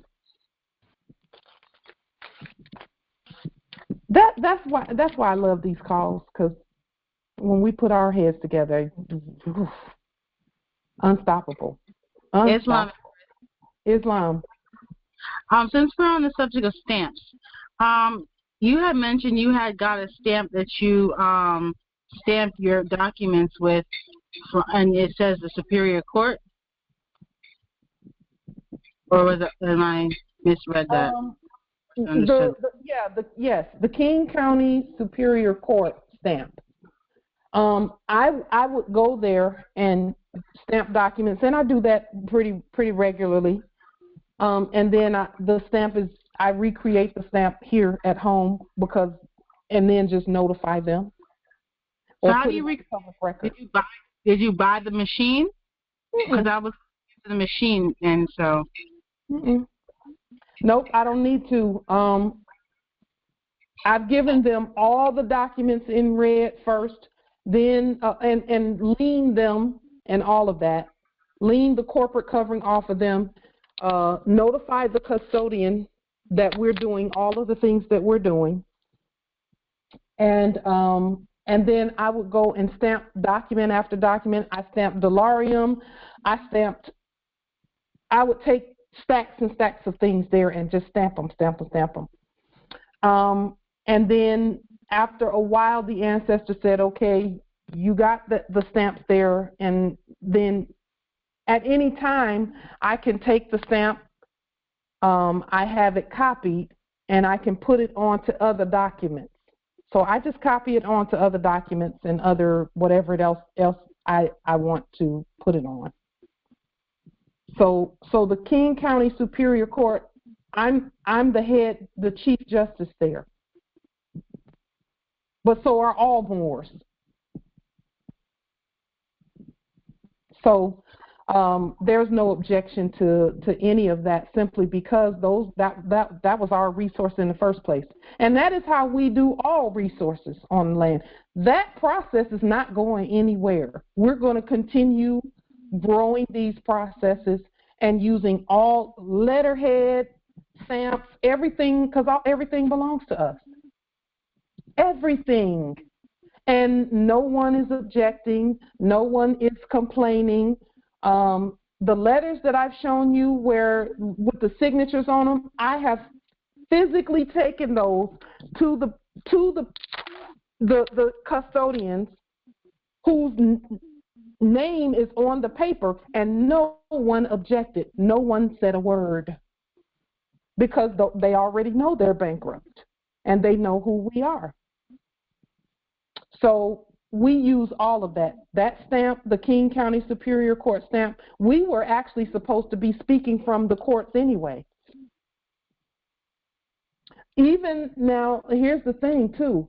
The municipal courts, the ones that issue tickets and things like that, they're next in terms of a stamp or a seal or something like that, any of that stuff, it belongs to us too.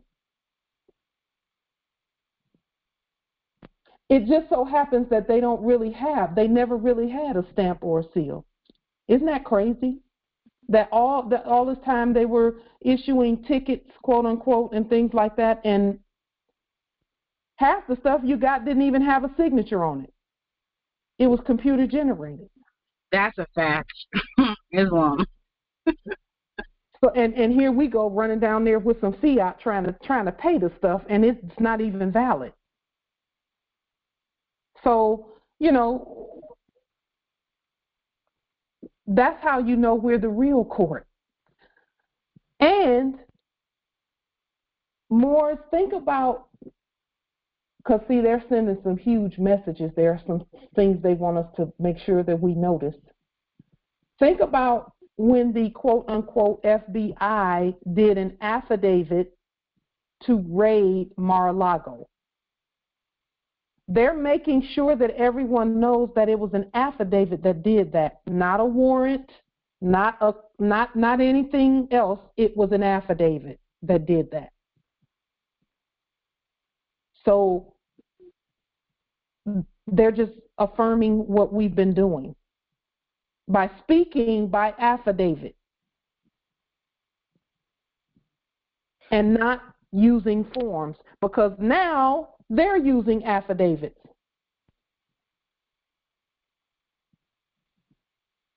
Instead of forms and stuff like that. And now too, they're talking about they keep asking for a master. Have you heard that, Morris? Where they're asking the ones that were doing business as Rudy Giuliani and all of them, whenever they are quote unquote violated by the FBI or the CIA or whomever, they say, well, if they're going to raid my office and take the records and things and go beyond attorney-client privilege, then I'm requesting a special master to deal with that. And they keep saying a special master. And now the custodian, the actor custodian previously doing business as Donald Trump is requesting a special master. Well, we know who the special masters are. So all of that acting and theatrics is for us to take notice. Yes, we speak by affidavit. And now we know how the ones that we thought were higher up, how they do things. They speak by affidavit. They don't fill out a form and say, we're going to do this and that by this form. They don't do that. They don't do that. They speak by affidavit. So it's important that we continue doing what we're doing, because all we're doing is everything. The two sticks in the bibliophiliatext is coming together.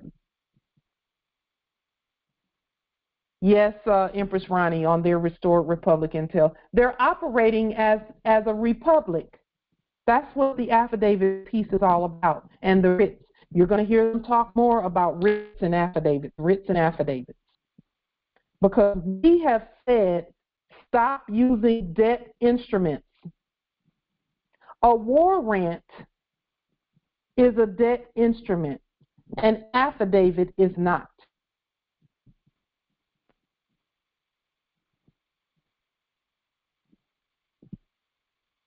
Yes, Justice Amos said, notice the controversy about releasing the affidavits.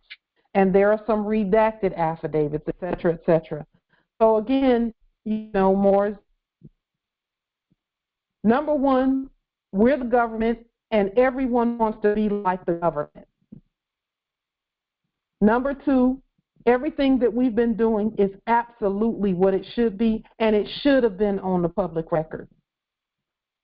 Our affidavits needed to be on the public record so that everyone knows that that's how we speak. And number three, we are remembering how to be above and not below. That's why things are different for us. That's why we don't just fill out anybody's old form and be anybody's old person. Because we are semper supra, always above. Always above. We have to stay above. And it's simple to do. Use your affidavits at all times. Don't ever feel, I don't care what they're promising you, because anything they promise you, even if they give you a domicile because you filled out their forms, the Moors can come and take it with an affidavit. So you might as well get it the right way from the beginning. Move them out the way because they don't have any business doing commerce at all. And now they're actually trying to get in alignment by refusing the fiat and saying, no, we're going to take signatures, and we actually need signatures of the Moors with full disclosure. So, all of commerce is getting in alignment with what we have stated. Anybody who's doing anything is starting to do it the way we do it. I heard, and I could put a link in the chat to the video, maybe. I don't like to advertise their stuff, though, because they're giving hypothecated information. But I heard one of the subjects, the modern European subjects, who does videos about trying to help people get out of child support and stuff like that. How he said, he talked about the color of ink and how they use black ink, and so he should use blue ink, and things like that. So, they're getting in alignment.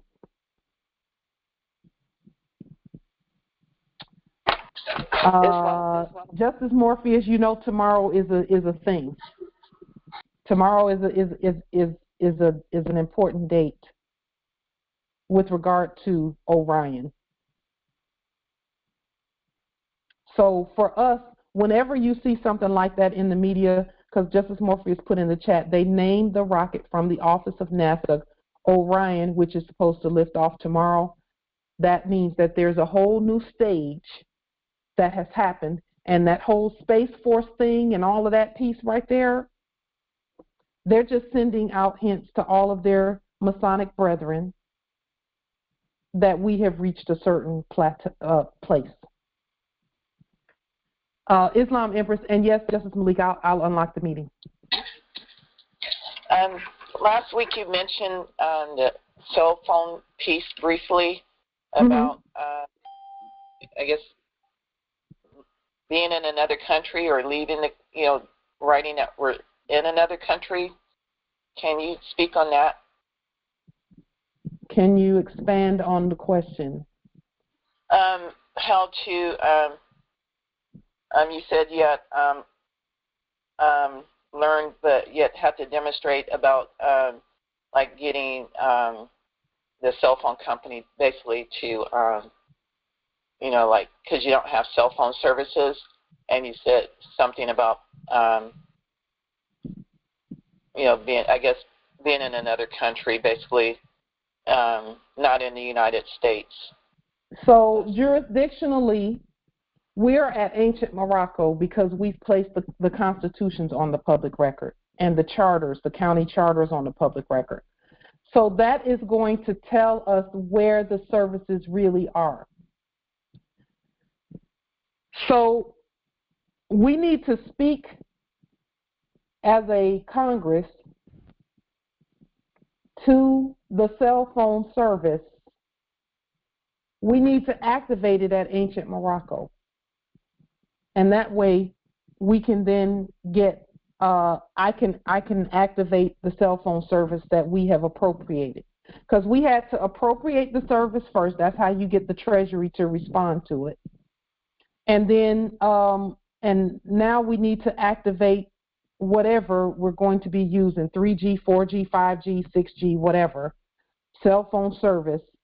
We need to activate that at ancient Morocco, and it's going to have to be shut down at the United States Corporation Company because it you know, they may be able to run concurrent for maybe a year, but after that, you can't have two. There are no two heads to this. There's no two governments. There's only one, and it's us. So everyone who has service in the United States Corporation Company who signed those contracts is going to have to, you know, all of a sudden things are going to be happening and they don't have cell phone service even though they thought they paid for it. And that's the only reason we haven't done it thus far is because, you know, I can do without cell phone service for a little while we get the information out because I'm using WhatsApp and Duo, Google Duo, to speak to people. But I will tell you that it's inconvenient because I got things going on in my family. And my family, you know, my sisters and my brothers and, you know, nieces and nephews, they still have United States Corporation Company cell phone service. So, but at some point very soon, whenever you all agree to it, I'm ready to do it today, we are going to have to vote to stop cell phone service in the United States Corporation Company because those things are done. The people, the companies aren't even accepting fiat for the most part. They're taking electronic payments, and that only in as much as you agree to contract with them. So we're going to have to activate cell phone service at ancient Morocco, and I'm putting it out here on the public record that, you know, that is my vote for cell phone service. Yes, Mom, I see that. I agree too. Thank you. Thank you. Angel Bay. Because I will tell you, I'm really, you know, it has been inconvenient to not have cell phone service, but I'm not going to recontract for that convenience. I'm not doing that. We've already appropriated it. And then I knew when we appropriated it that at some point we're going to have to, we had to set up the way to pay for it and all of that. We had to, and that's done. And then we had to resign whoever it was that was previously custodian in that office, which I've actually not, I don't think I've done a resignation letter for them. So I have to do that. So, you know. And Hans, huh? Are you talking about for Verizon or is it someone overall? This one is Boost Mobile. It used to be Virgin Mobile, and they switched over to Boost Mobile some years back. Okay. And then Boost Mobile said to all of their quote unquote customers, they said, well, we're going to be switching from 4G to 6G or 3G to 5G or something like that. And everyone has to get a new phone, and they initially said the phones were going to be free and all of that, which was a lie. And they really were just searching for contracts. And I said, I'm not contracting with them, so we might as well go ahead and manifest the phone part.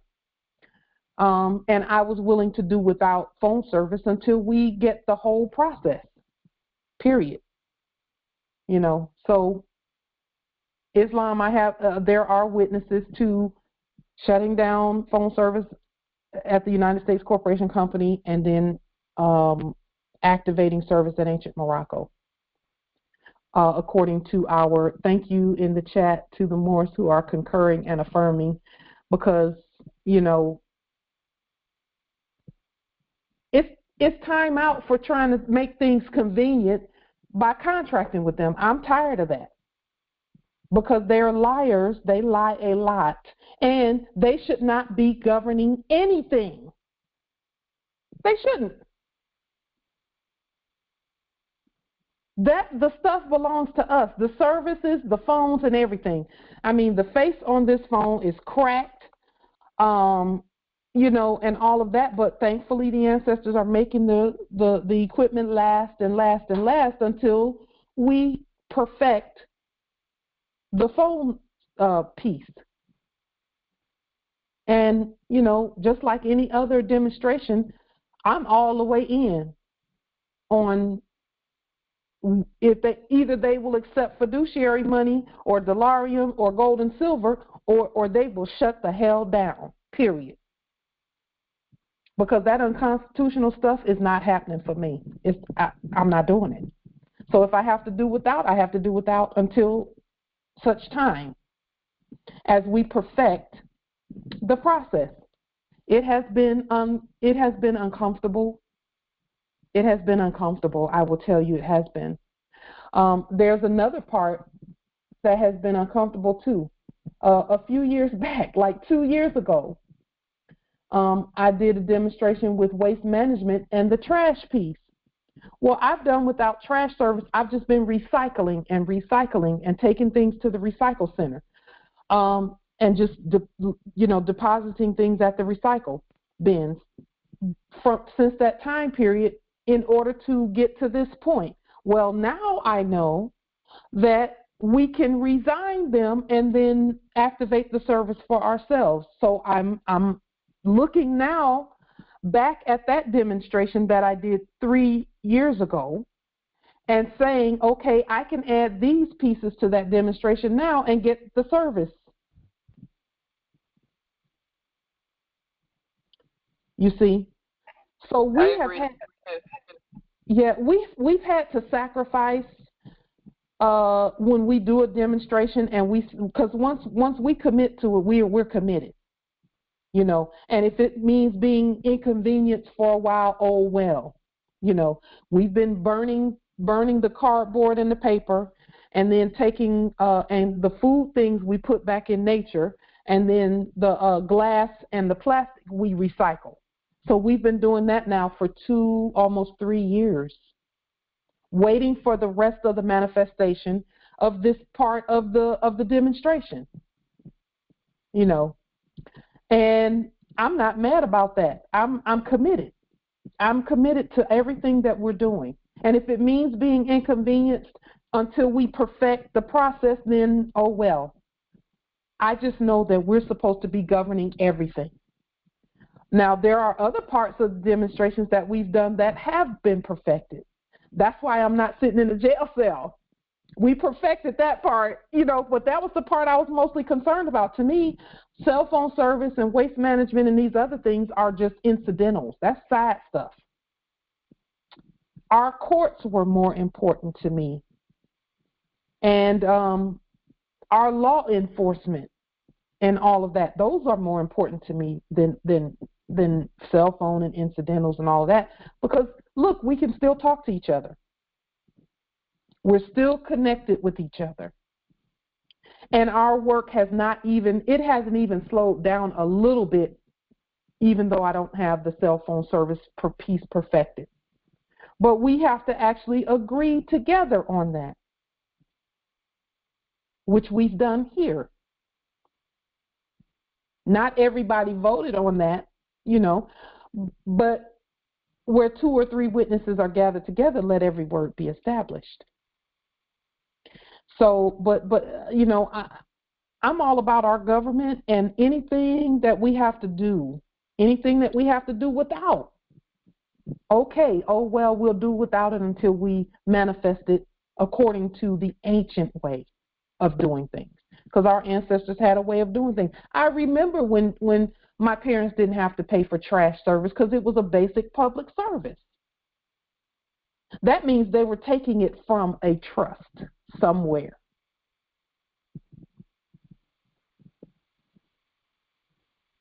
So I'm like, okay, well, where's the basic trash service at?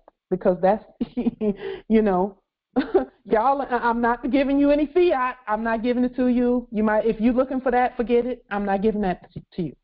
We're not going to keep shuffling that mess around like that. So, you know, where's the basic phone service? Because we were supposed to have that too. That's why every domicile comes with a landline. Right? Every domicile has a little square thing in the wall in each room where we're supposed to have basic phone service and basic cable service and basic trash service. Well, where did all of that go? And where's all this fiat being shuffled around? What is all that about? So to me, I'm like, no, we're gonna find that. We're gonna find the basic service. Because, you know, it's there. We know it's there. We know it's there. But see, that was land service. That's why they call it a landline. That's why it was prepaid. We're supposed to be able to do everything that we want to do on this land and not pull out that green debt. And then if we want the luxurious extras, we can pull out some real money. And we're supposed to have as much of that as we want because we're the heirs. That's where we're going with all of this. I'm not trying to go back to that other stuff because, you know, I mean, when I think about my mother and father, they had 9 babies. 9 of us to feed.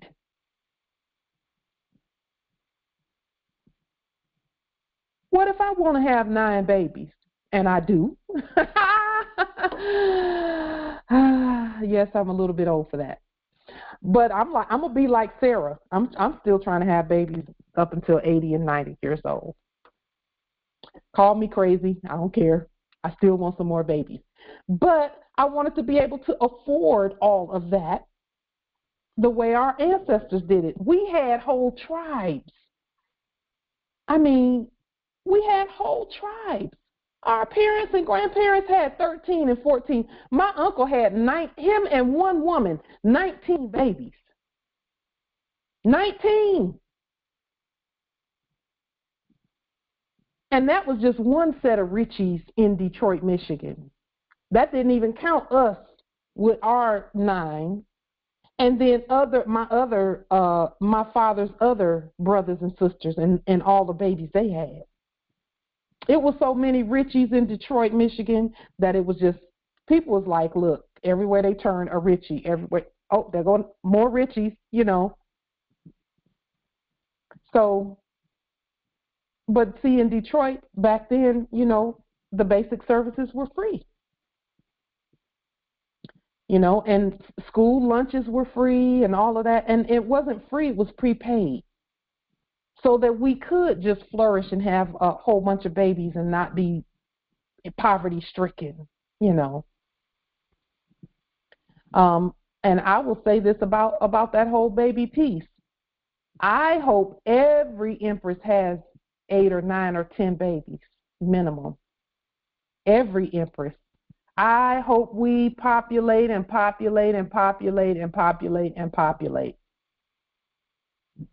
Because this earth deserves as many heirs as possible. All heirs. All heirs. All with their own estate. Each one of them is a complete economic powerhouse alone, not to mention all of us together. And we did that back in the day. That's why my people had so many people. You know, so that is the part that I'm looking forward to seeing is us not hesitate to have babies. Because we don't have no, you know, we hesitated to have babies because of the colonial stuff, the commercial mercenary stuff, the fiat piece. So now you already know why I'm tearing into that piece, because I'm like, you mean I could have had 13 babies? And had to think twice because I was wondering how we going to feed 13. I should not have had to wonder that. I shouldn't have had to wonder that. And now I see that, okay, even if I didn't have 13, others can, you know, because our lineage, if it was left up to that thinking, our lineage would have stopped this generation. Think about that. And that was a scary thought for me. What if I had decided not to have any babies? And there's nothing wrong with Moors who decide they don't want to have children. I'm just talking about for me. Then the lineage stops there. No more Moors.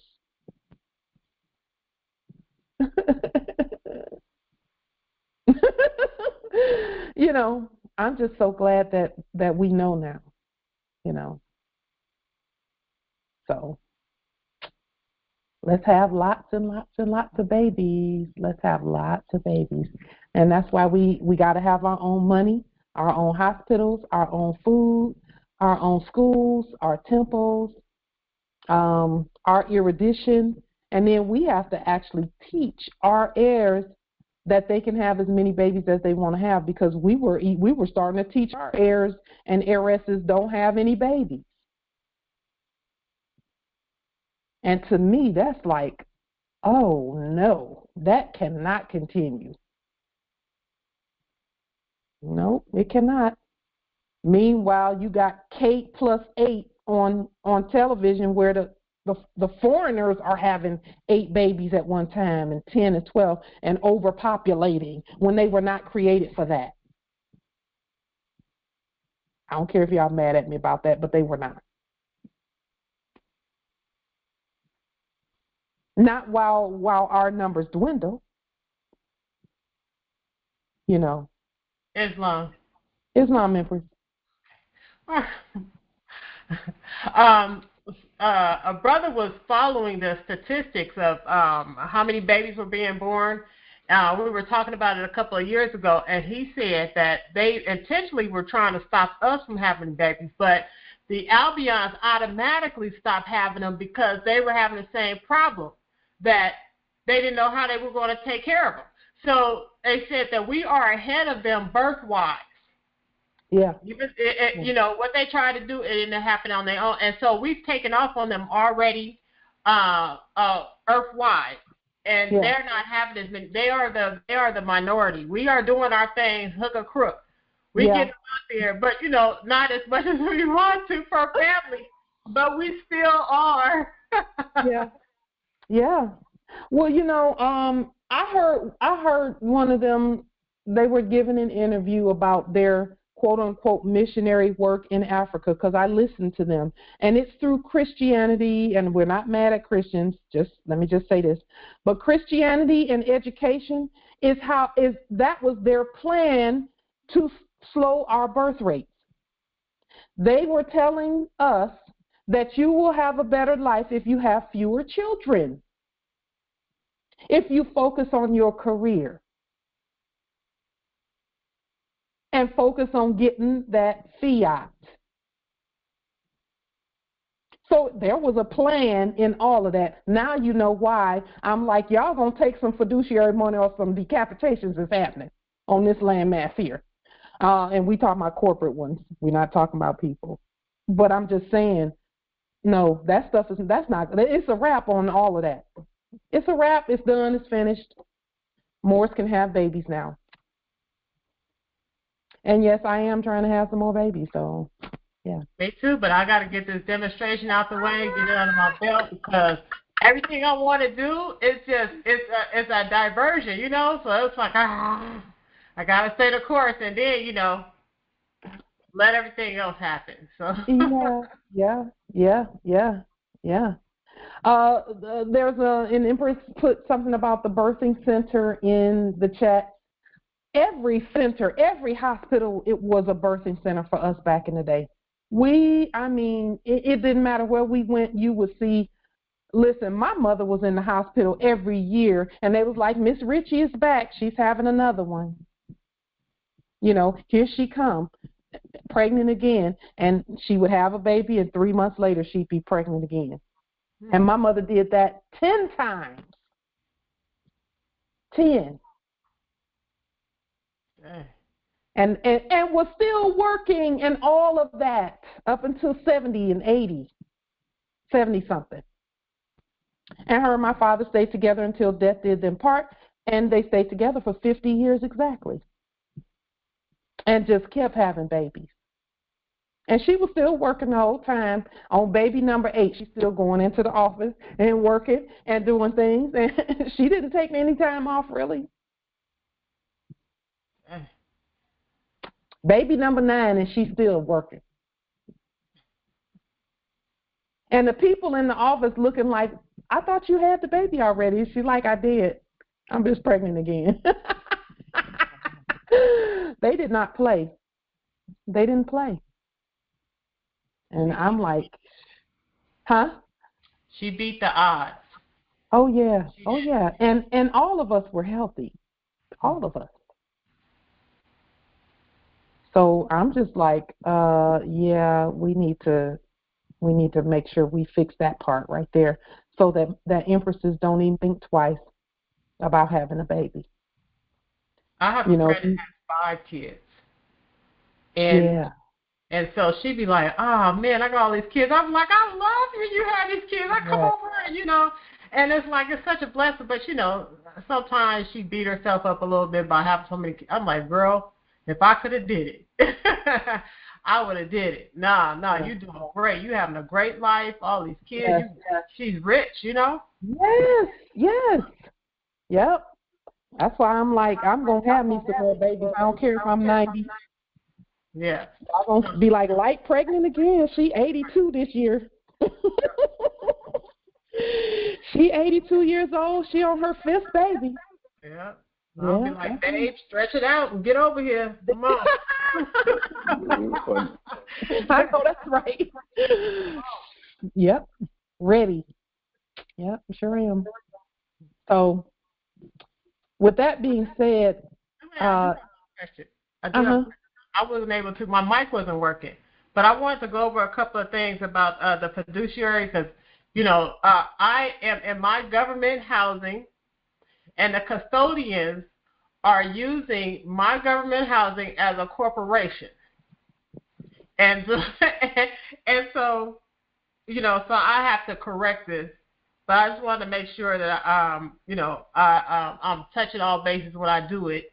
So I wanted to ask now so other people can hear. They might have the same question.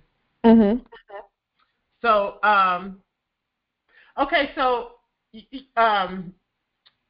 when I write a fiduciary letter for the custodian that is the executive director of the housing, will I need her signature on a fiduciary letter? You can. And if I can't find it, yeah, if you can't find it, then you just send one, and you're the fiduciary, so you can send one with your autograph on it. Okay. Yeah, because some of them have careers where, I mean, they may all have signatures out there, but so far I'm not seeing a lot of people with vast careers, you know, where they are signing things so far. So, and then the jure that is connected to their corporate contract is is somebody that is being quote unquote removed from the unit, and so that non de jure, I'm going to do a lien and a court action, but I also want to be the fiduciary and trustee of that. Well, not the non de jure, but I'm going to when I put the non de jure in subject status, I want to be the fiduciary trustee. You said when you put non de jure in subject status, you're going to be the fiduciary of that non de of that subject. So, yeah. So okay.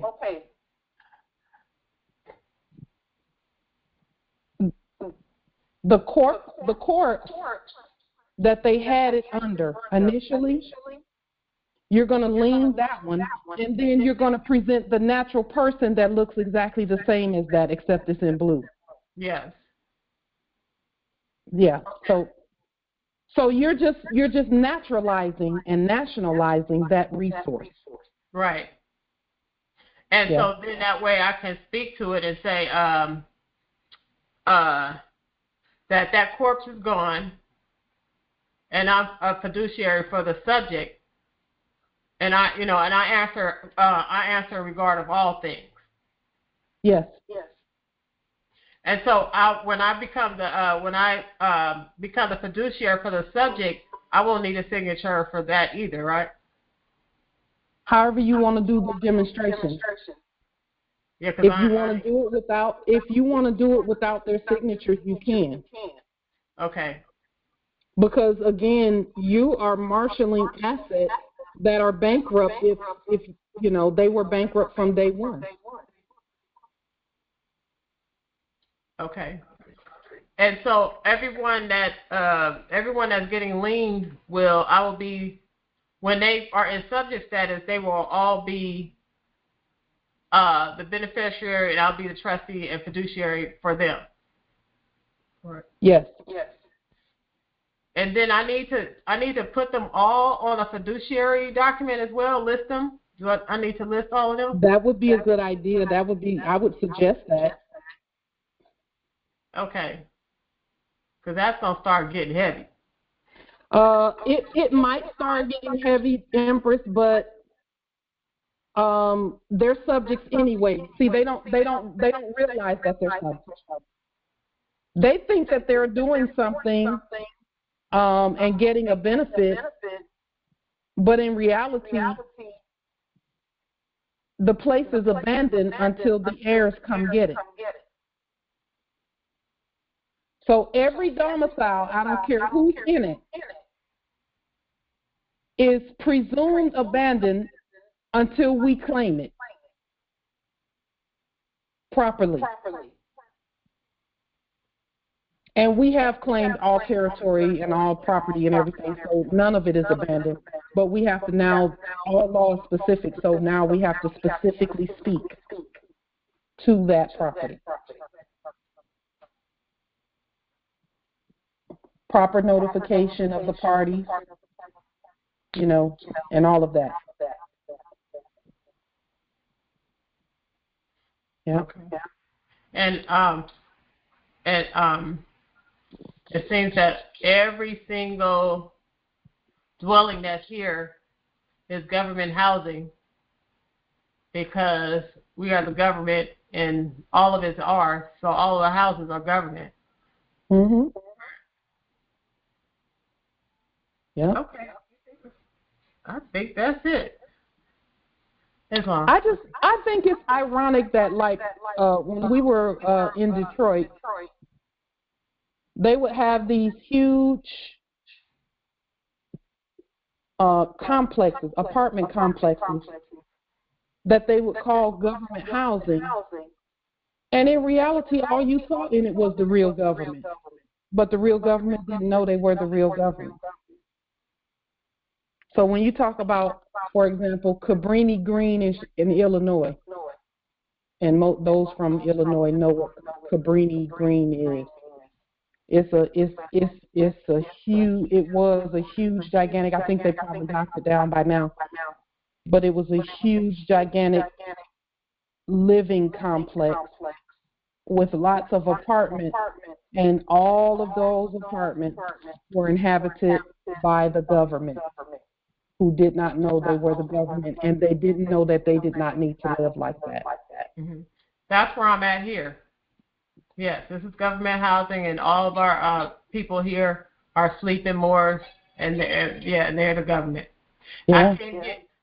I can't get proper signal here, cell phone signal here. I'm right by San Francisco. This is an area where it's city-like. You should have no problem. Mm-hmm. Here, where the government is, you can't get proper service like that. So, you know what, Empress? That's the services in the United States Corporation Company are done. They're done. People's service is so horrible, and customer service is horrible, and all of that. And half the time they can't get things through, and all of that, because it's time for them to get out of here. And we need to continue activating things at ancient Morocco. Yeah. Yep. Because that stuff is not where they were saying it was initially. You know. And the everything is starting to I find it interesting that whole United States Corporation Company piece, it's almost like that thing is fading away. The services are fading away and all that.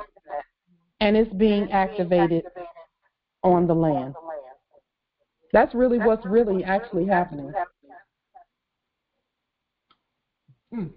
I do have one more question. Mm-hmm. So when we were doing the liens, at one point we were putting the certified tracking number under everyone we sent the lien to. Are we still doing that, or is the file number? Okay. You can. Or will the file stamp, will the inferior stamp cover that, or? Yeah, it can. Okay. Yeah. How you manifest your demonstration, as long as there is tracking and it's coming from our courts first, whatever is done after that is done. The sovereigns can do, however they want to demonstrate. They can. As long as it's coming from our court, and when I say our court, all Moors are the court. And that we can prove, because financing of everything and the monetization of our documents is based on proving that everything was done according to the law, which includes proper notification, and public service, putting it on the public record and serving them with it. That's really what public service is. Yeah. So, Empress, we can do strong energy with regard to your demonstration. Okay. We do. Yeah. All Moors that are demonstrating, we're sending you energy right now. Thank you. Thank you. Islam. There was an empress that was going to say something. Yes, this is Izine. I hear an echo. Yeah. Evidently someone is using a conference call. Yeah, there's an echo. Yes. Oh, it's no. I also want to mention that on the, say for instance, the dwellings, say for instance, when the so-called bank extend that so-called loan, basically he's using a Vegas trick. In other words, you're switching hands whereby you're loaning the money to yourself. Yes. And at the same time, since that is a credit, and on their books, that's going to be recorded as accounts receivable when it should have been noted on their statement as a accounts payable. back to the creditor, which is ourselves.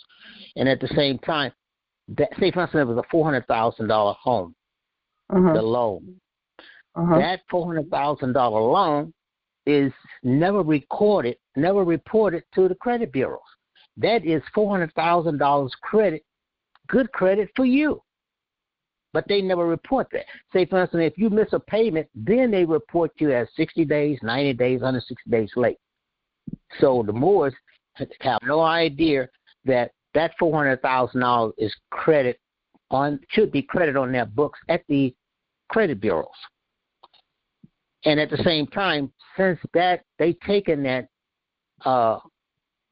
as a credit for themselves, then you should be issuing a W-9 to them, so that could be reported to IRS as income. And at the same time, since it's your credit, you entitled to that. So but then, only way you're going to get that credit is you're going to have to request their income statement by form of an affidavit. And at the same time, and you're going to be, well, that's the way it should work, but they're going to stall you on it. You better believe it. Well, they won't stall us on it when we know where to look to see their income without even asking. Right. Well, and the records are open to us. That's great. And to all of us, all you have to do is go out onto Google and put the right information in. When we ask the right questions, and it's not, when we ask the right questions by court action, the information will come. It'll show up. Because those are public records. Those are not private. So we should be able to see their income statement. However, nobility, we can also notify the custodians previously in the Office of the Credit Bureau that this is a credit to us. That's correct. Another something we can add to our list of notifications. I agree. So let me ask you about that, nobility, because that's some good information right there as well.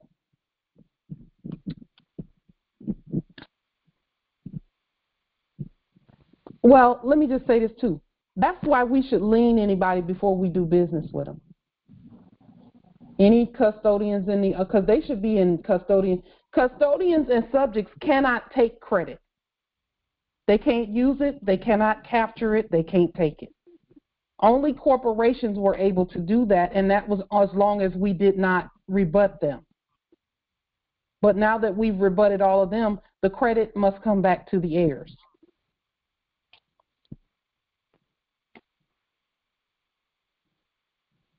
So that credit, that you're talking about, nobility, that's important. That's some important information for us that we need to know. I agree. At the same time, we're saying we're broke. We're broke. You're not broke. Just anyone who have lost a home in foreclosure, or at the same time in the existing dwelling at this time, they still entitled. That's their right to get that credit. Yeah. See, you know what I believe, and I know this in my knower, is that we do have the credit. We just have to know how to claim it properly, just like anything else. We have to know the right words to use in order to claim the credit. Well, and the right word. I was thinking you start off with the W-9, submitting a W-9 form for that particular so-called bank to complete. What they'll do is turn it over to their law firm department, and the law firm department will roll it over to the risk management department. Risk management will probably respond to you after they get it from the law department. Or but what you're requesting is the income statement, because that's what they do not want to disclose to you. Or you could create an income statement for you, an income statement affidavit. Because, see, anytime I hear the word statement, that means there's a state claiming something. That's what that means. There's a state claiming something. They're not the state. We should be creating the income statement for ourselves and assigning it to the all caps person that we own and doing a W-9 that way. And then notifying the custodians in the Office of IRS previously that this is done, that this credit has been issued. That's really what we should be doing. I agree with you.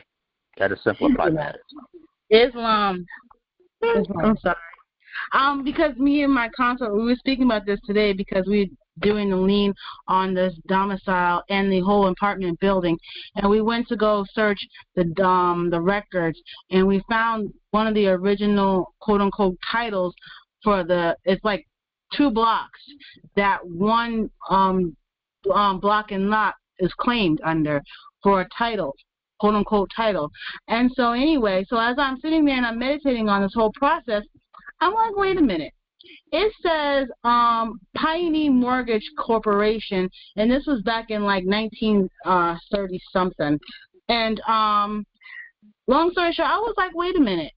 The mortgage company is a third-party debt collector, because once you think about and know that the title was created out of somebody saying, I want this property here, and the mortgage company said, oh, we'll give you some money so you can quote unquote buy it. But if they default on the loan, the mortgage company can come seize the assets, which was the land. But if you had the property to begin with, they couldn't seize it. What I'm getting at is the mortgage company is a third-party debt collector for the state, because the title never left the state. The state always had control of the property, because the state is the one who issued the mortgage companies, plural, the rights to do business, because they came and got it from the true people, which is the Moors, to do business. So the state always had control over everything, and we let them do business on our land. So the corporate fiction said, oh, well, we'll turn around and try to make money off the incompetent people, and we'll let the mortgage company with the third-party debt collectors to lease out these titles and let people think that they're getting property. And if they default on their mortgages, we'll have the bank seize the property, and the title still remains with the state, because the title is always with the state. They never left. So I'm realizing all of this by looking at these old deeds and land titles as we do research to do reversions of state and liens. Islam. Empress, what you said is brilliant. The reason, so I'm when I put that all together in my mind, that is, you just explained the way out of every eviction that there ever was. You just explained the parts that need to be spoken to so that no one is ever evicted. Islam. And also, listen, I get so excited. So my consort has the DUNS numbers, right, for all state corporations and the major cities and areas. So what I did today, with my help of my consort, we went through and had the corporation lien that you had did initially, and I added in all the DUNS numbers for all the states and the city states. And yes, that'll be coming out on a public notice near you soon. So make sure you at our next call or whenever you get it done, put the link to it so we can all go look at it.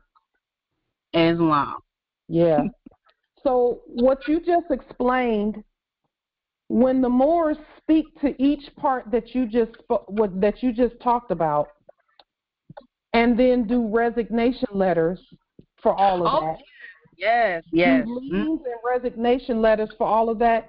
Then we can actually use fiduciary money to prepay the mortgage, because we are the mortgage company.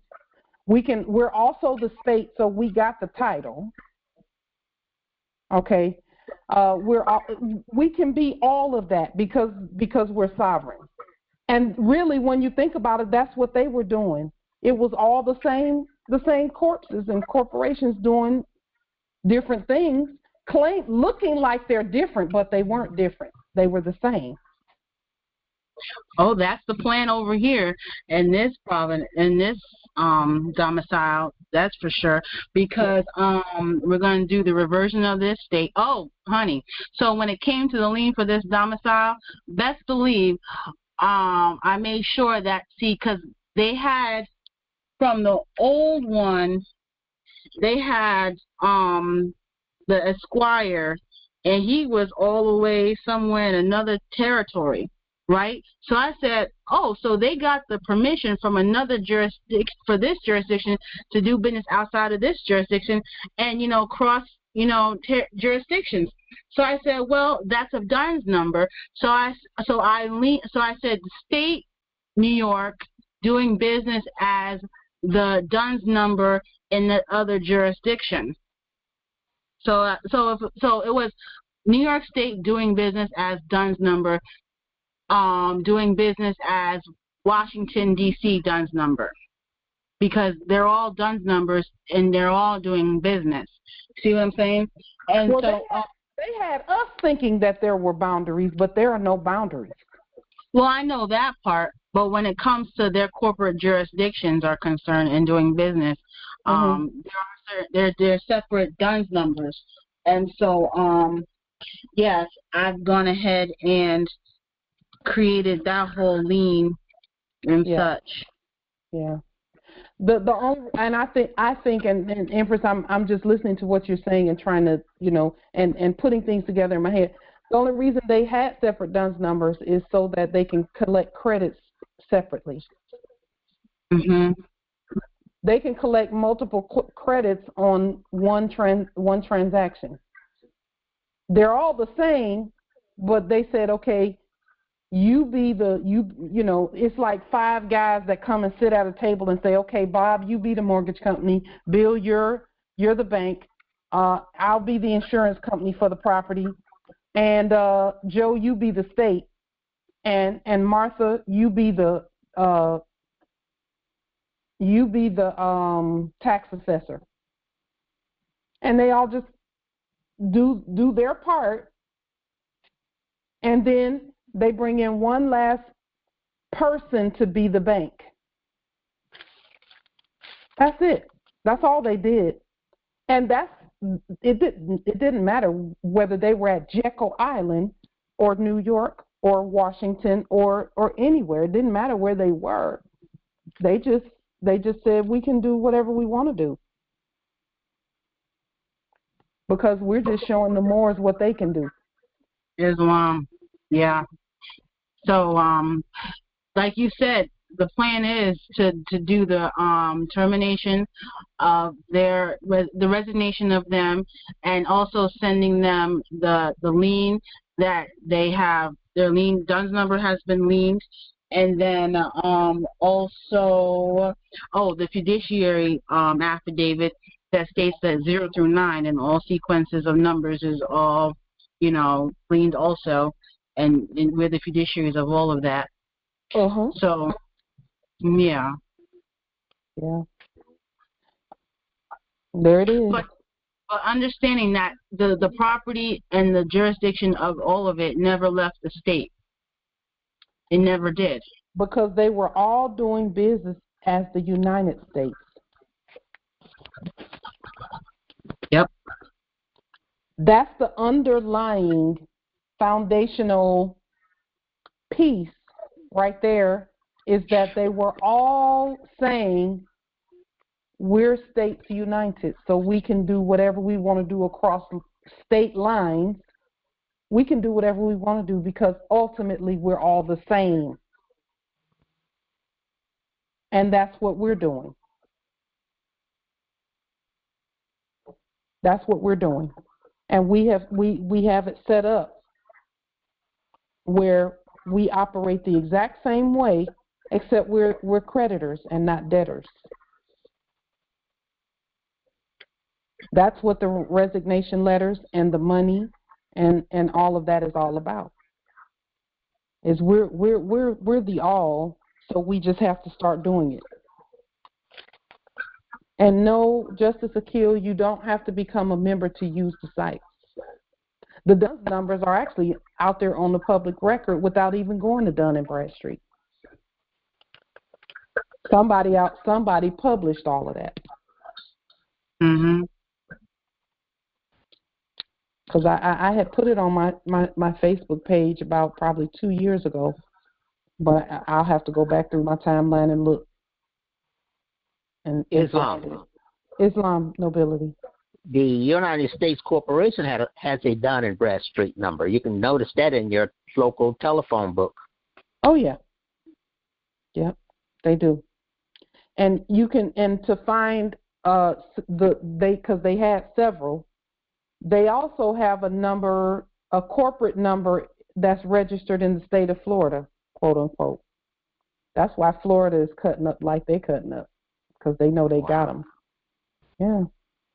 Yep. Oh, and by the way, the United States Corporation Company had a number in each state so that they could do military operations in each state. So what do? We lean those numbers, and then we say, okay, we'll activate that sequence of numbers in blue for us so we can do interstate and intrastate business and commerce. We're putting that on the public record as an action that we have already done by our spoken word, Islam.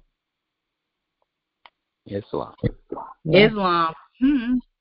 But Islam, the New York State Trust law statutes, basically New York is the capital when it comes to the financial jurisdiction. So that's why they basically can operate in all these other several states.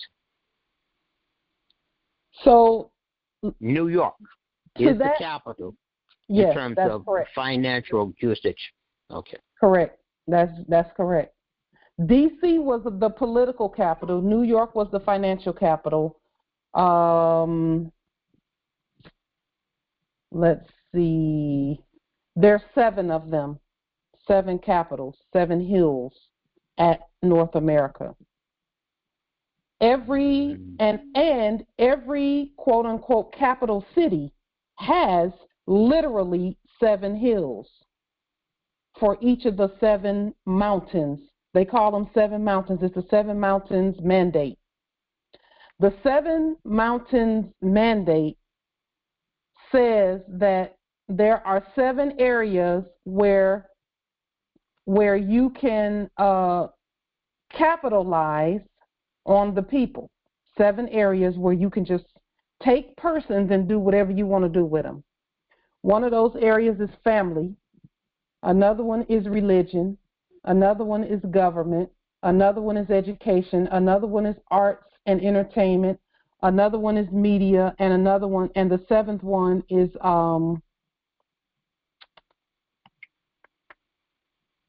you can Google 7 mountains mandate, and it will give you the 7 areas where they would take a signature and capitalize and create a person. And whenever they created that person, they could do whatever they wanted with that person.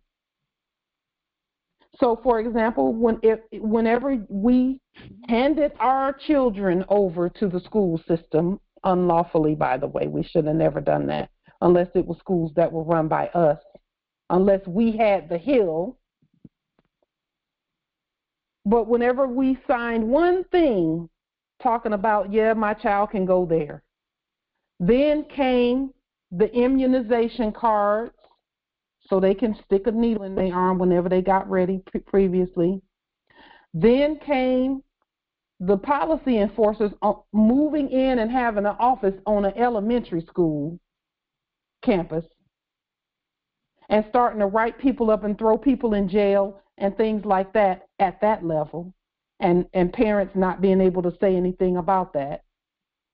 and then came prison to school to prison pipeline, where they said we need to fill up this jail with at least 300 of them each year. So we'll just take all the high schools and make sure that we get 300. We have them picked out before they graduate, and we'll make sure that they're sitting in jail by the time they reach 18 years old. High school to prison pipeline. Islam Empress. Mm-hmm. When you said the 7 hills, that reminded me of the nursery rhyme of Jack and Jill that went up the hill to fetch a pail of water. Jack fell down and broke his crown, and Jill came tumbling after.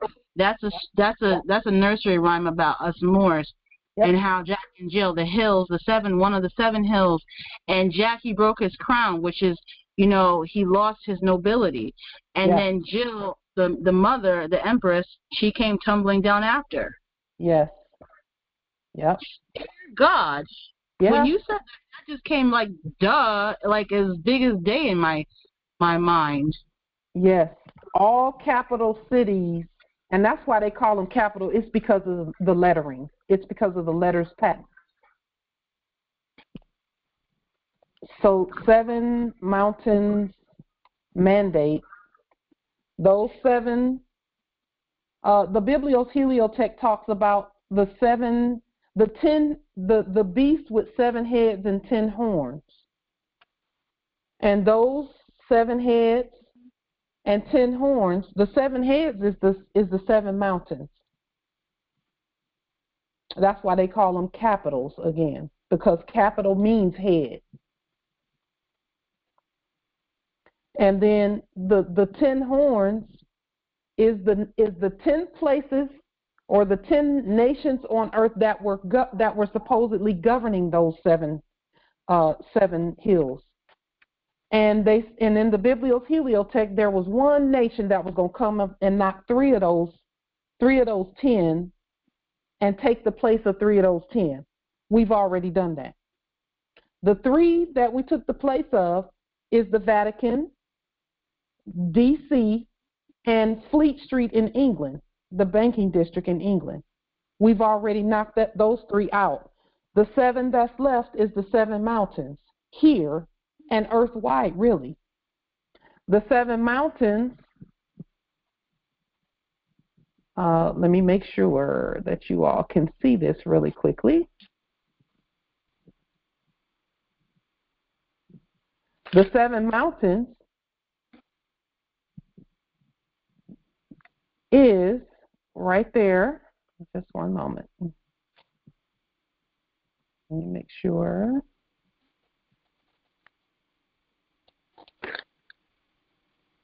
Yes, we can see them. Screen. Yeah. Mm-hmm. They're on the screen. It is family, religion, education, media, entertainment, business, and government. And anytime we rendered a signature in the direction of any of those, they would capitalize it and then take control of the person. That's why schools were busy talking about, if you don't send your child to school, or if they miss school, we can put the parent in jail.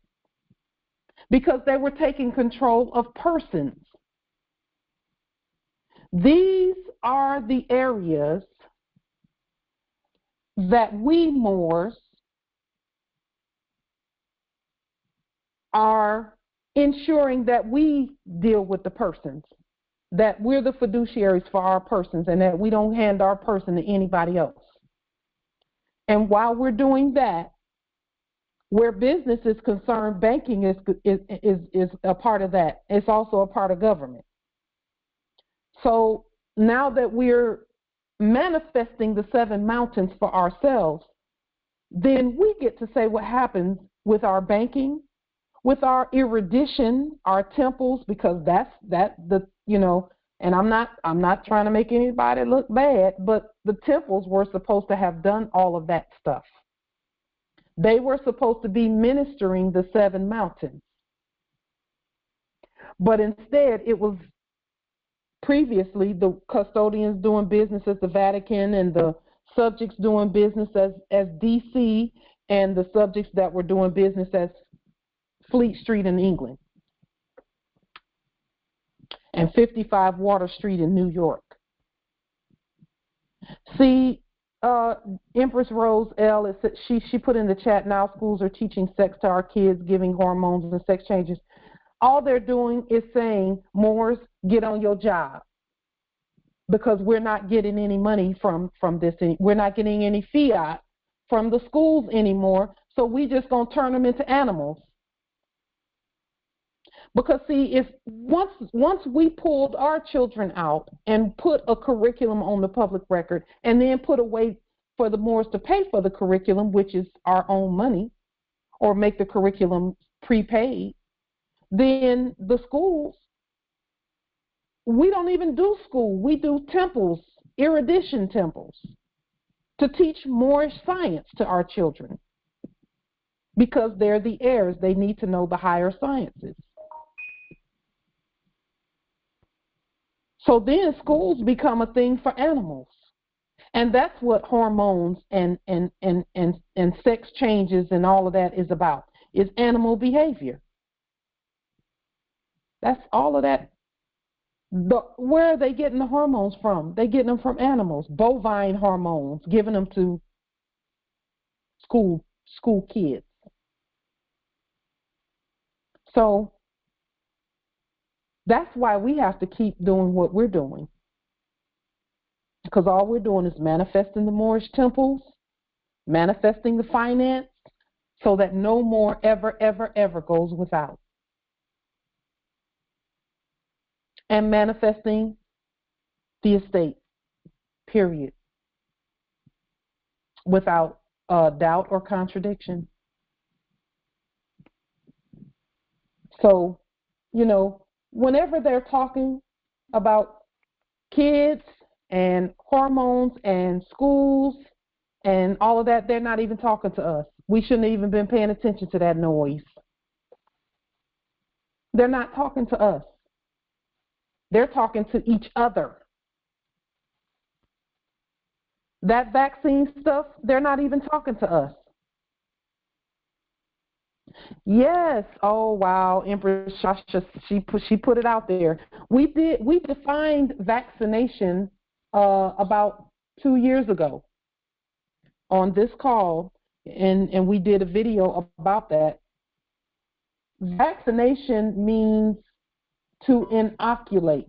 It means that it makes it so that you can't see, because your ocular muscles are your eyes. Inoculate. And then vaccines are, again, for cows.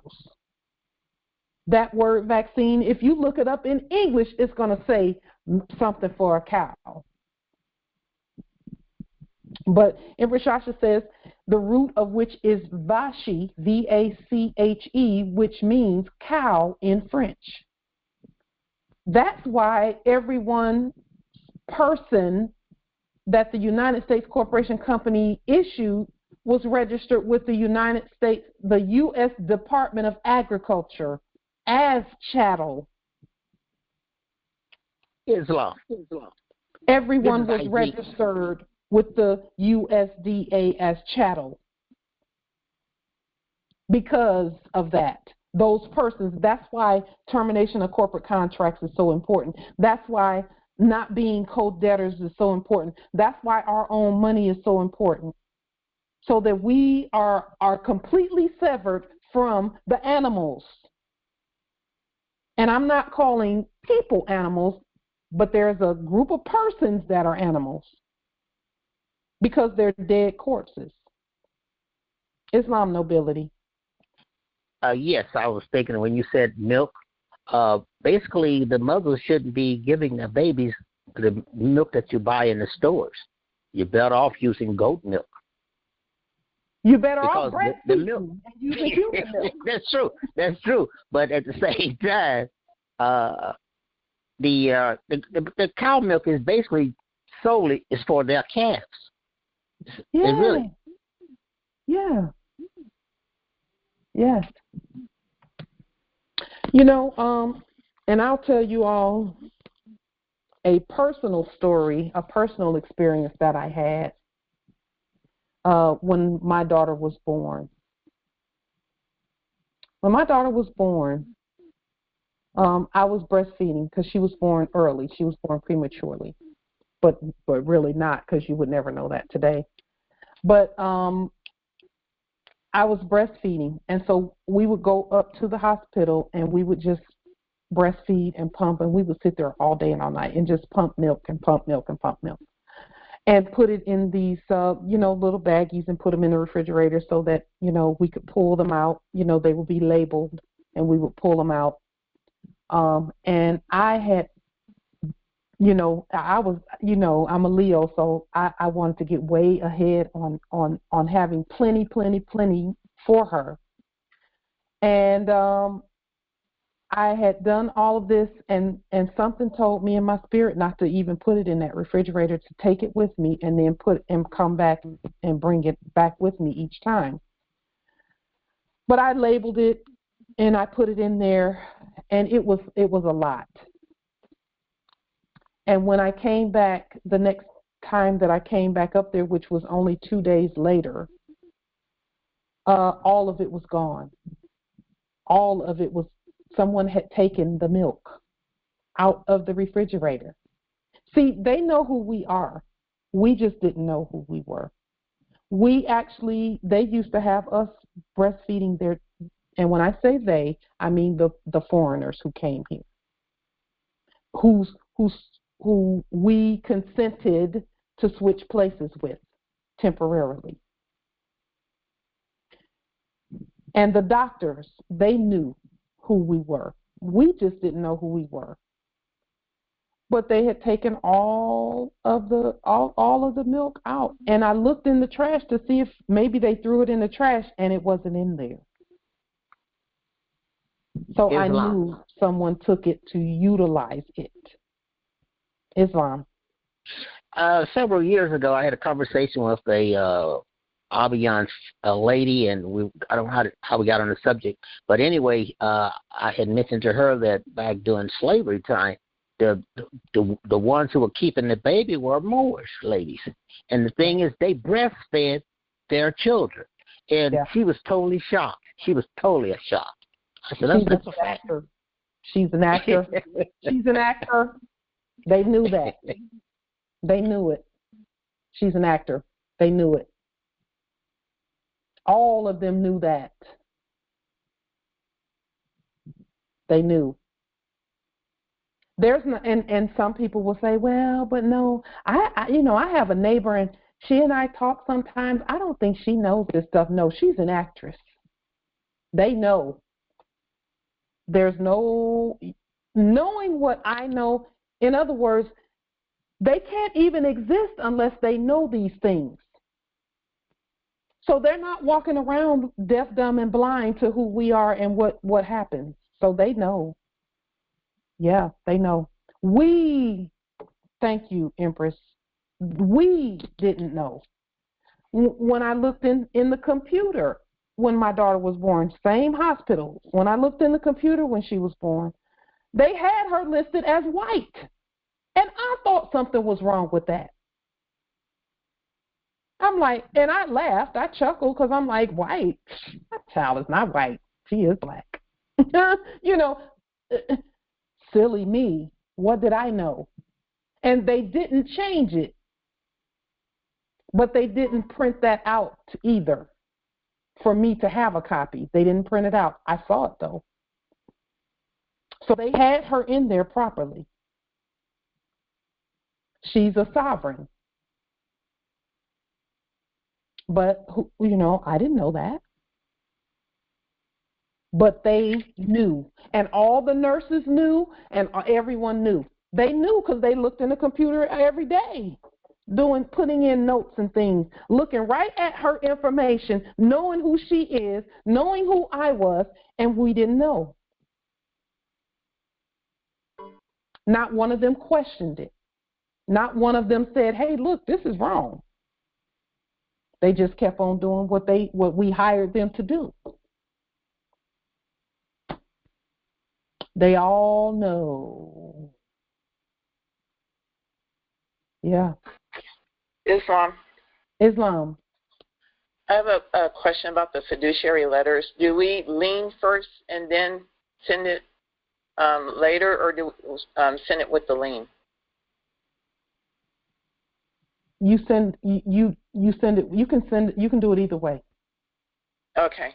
We suggest that we always suggest that you lien first, and you can send them in the same envelope though. But we do the lien first, and then we do the fiduciary letter because you want to get that corporate smudge off of them, because the corporation was created in a cemetery essentially. So yeah, you can do it either way, but you want to lien. You definitely want to get that lien in there first, and then do resignation letters. Islam. How about post dated? You can do it nunc pro tunc. Now for then. We have wide latitude on what we can do. Yeah. Wide latitude. We can do it anyway. Yeah. Okay. Yeah, we're the fiduciaries to a bankruptcy. So however we get remedy and relief is how we get remedy and relief. And that's however we create it.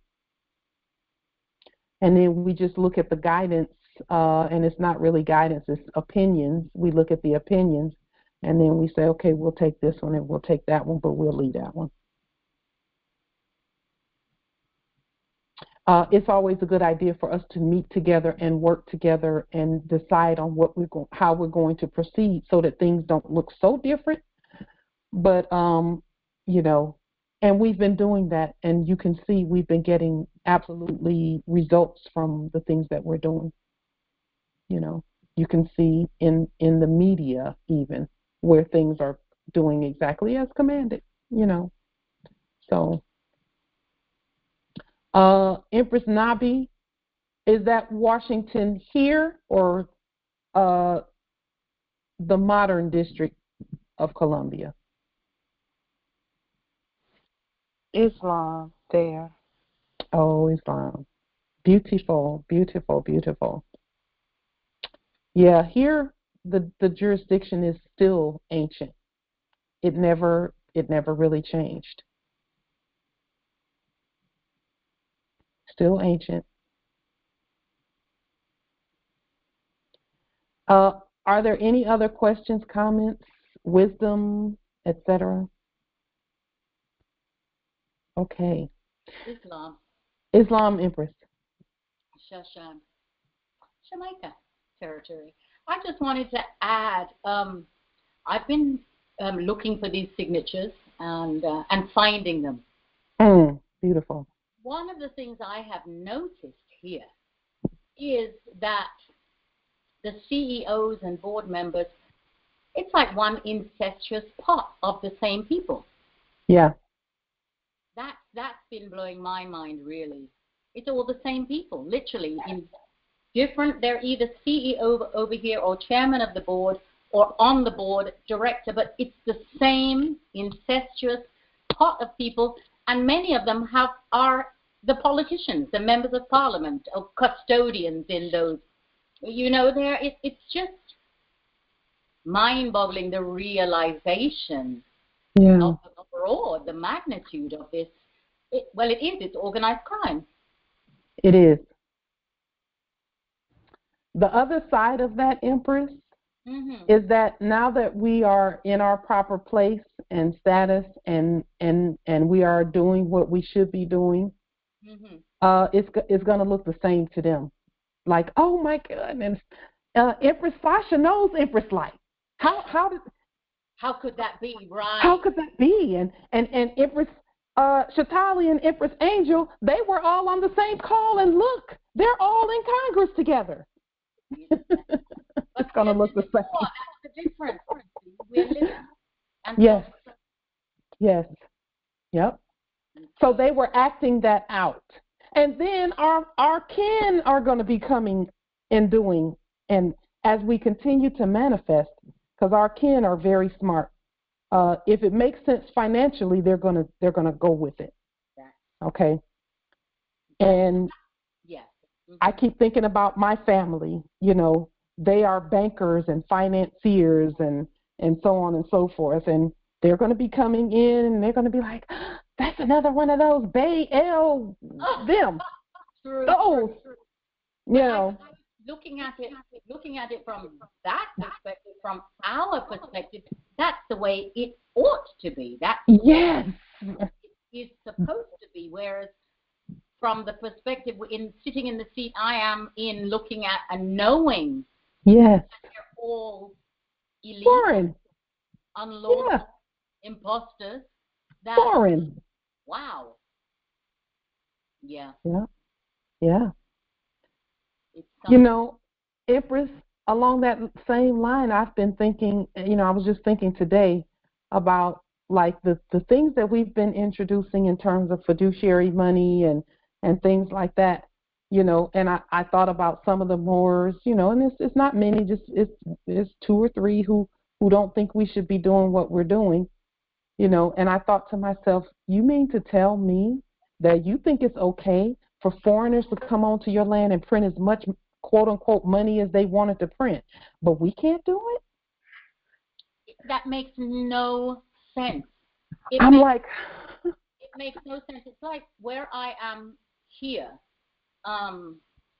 this little enclave where I domicile, there is a foreign, what do you call them? Foreign modern European nigger troglodyte, whom actually considers and calls himself king.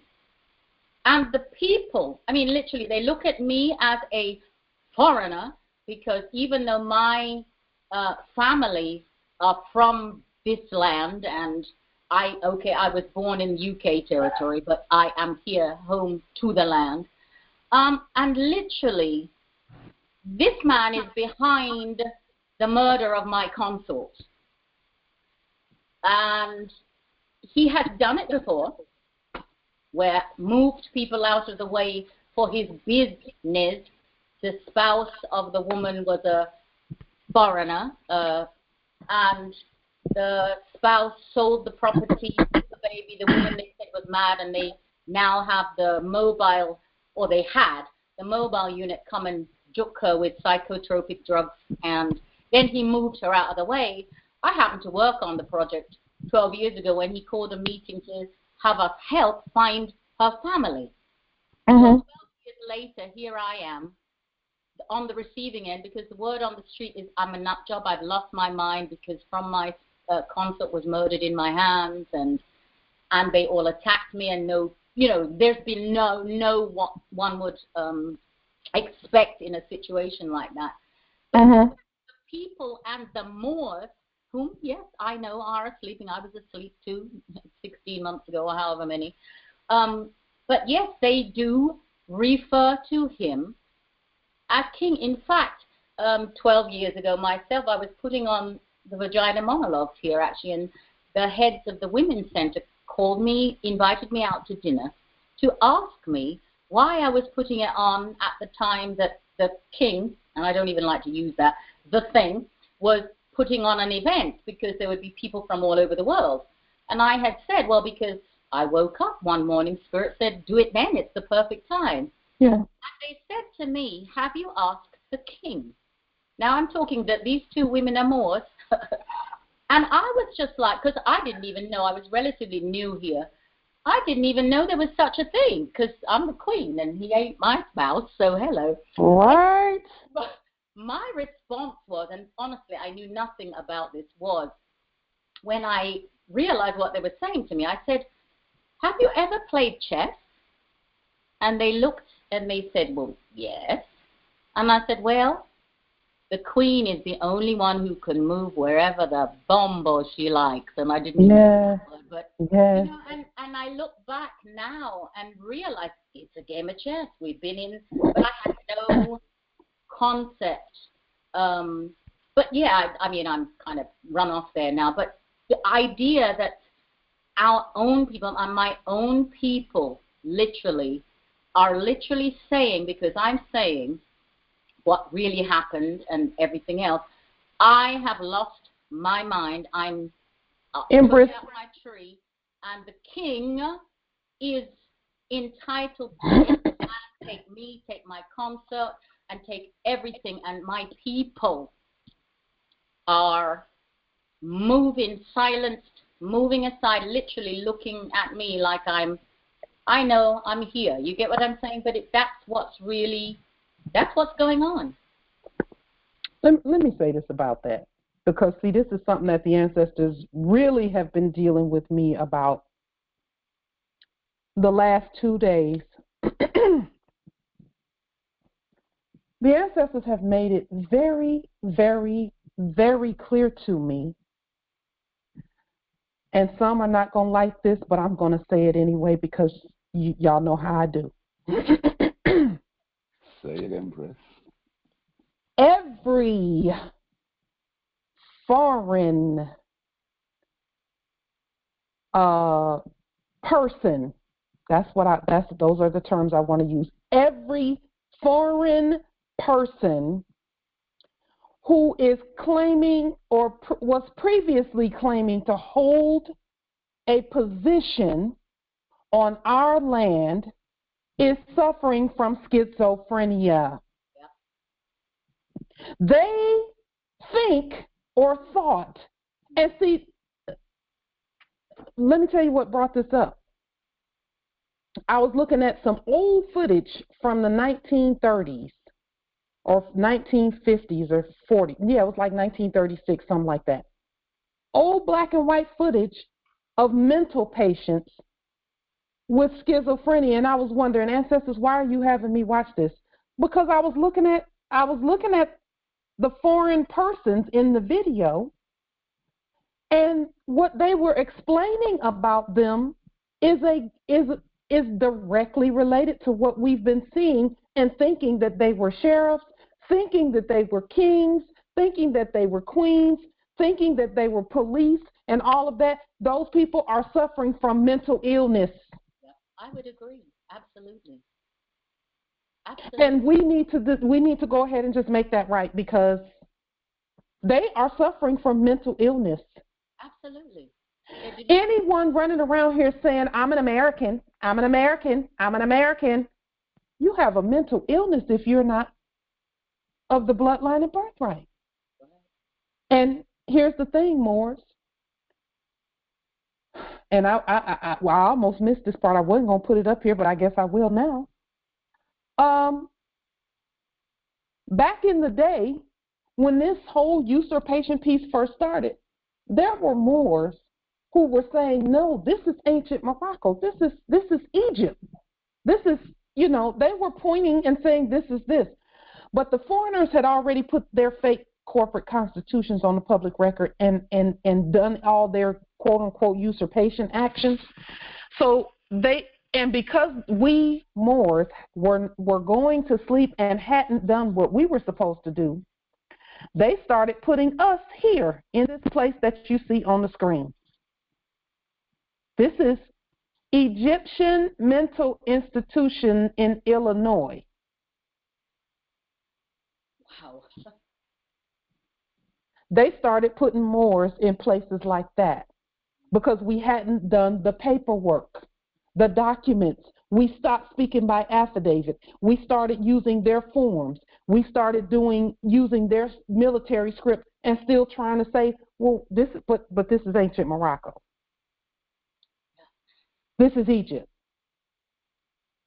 Well, if we go to sleep and stop governing, then they're going to be saying, you've heard, and listen, there are Moors who've gone into these fake courts previously in the last 4 or 5 years, and whenever they gave them affidavits and things like that, they said it was a bunch of gobbledygook and they didn't understand it. Because the Moors still had some steps they needed to complete.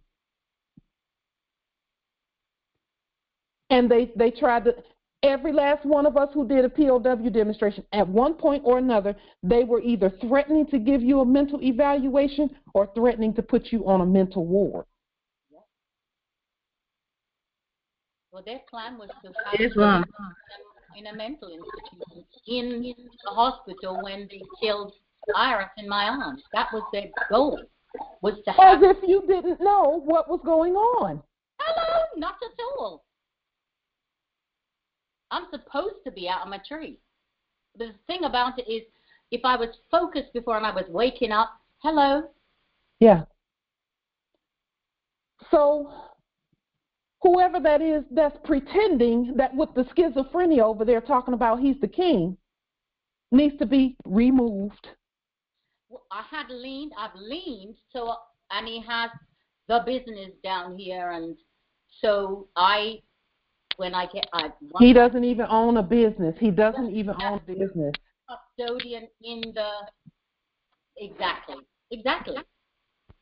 One thing about... So a court action on the corporate part. Now, again, we're not aiming this at the person who's breathing there because, again, they're just mentally ill.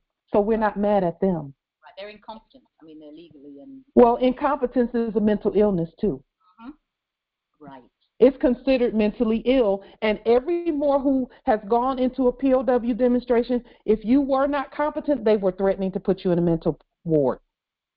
Well, right, and this whole thing, because he's behind the whole murder and everything, the idea is, and this is what he pushes and is said, when you're mentally incompetent, you cannot hold title to land. That is correct. He wants my land. He wants the piece next door, which he's purportedly purchased, but I have a caveat on it and have had it on there forbidding any change of title until certain things are put in place. I heard you say the other day to somebody, anything that they had given you, because this was all done before I was awake, you said to put it on, I mean, aside from our allodial title and everything, put it on our government letterhead. Yes. I heard you say that to somebody. I think it was about the insurance or something. Yes. But that's the whole idea behind this. So there's this purchase, and he's not even, cannot hold land here at all. But that, and then this is about, intimidation, and then make me insane so that then I can't hold title, and so, well, they can just put me into the Egyptian public and mental health. Yeah, they're not going to do that because you're competent at what you're doing. You're going to continue to grow in competence, Empress. I have to. I mean, I am. Yes, you are. You are. I know. I know who I am. I know who I am. There's stuff obviously I have to learn and put together, but I know who I am, and I have been standing even when I didn't necessarily know. Like, for instance, at one point, 12 days, they sent some other police to come to me to get a statement when they had refused me a statement where the death happened. And they came and they threatened to come and get me, and I told them they didn't have authority. And I sat in my house for pretty much 2 days and dictated everything I could remember from what happened from the morning before, I didn't the day before because I got messages from Spirit, and through up to that point of what had happened, and put it on the public record because they were literally sending threats to family in England, from town here, Kingston, to family in England, telling me to be quiet because they will hurt me. So I put it on. I just did a recording and put it on on Facebook.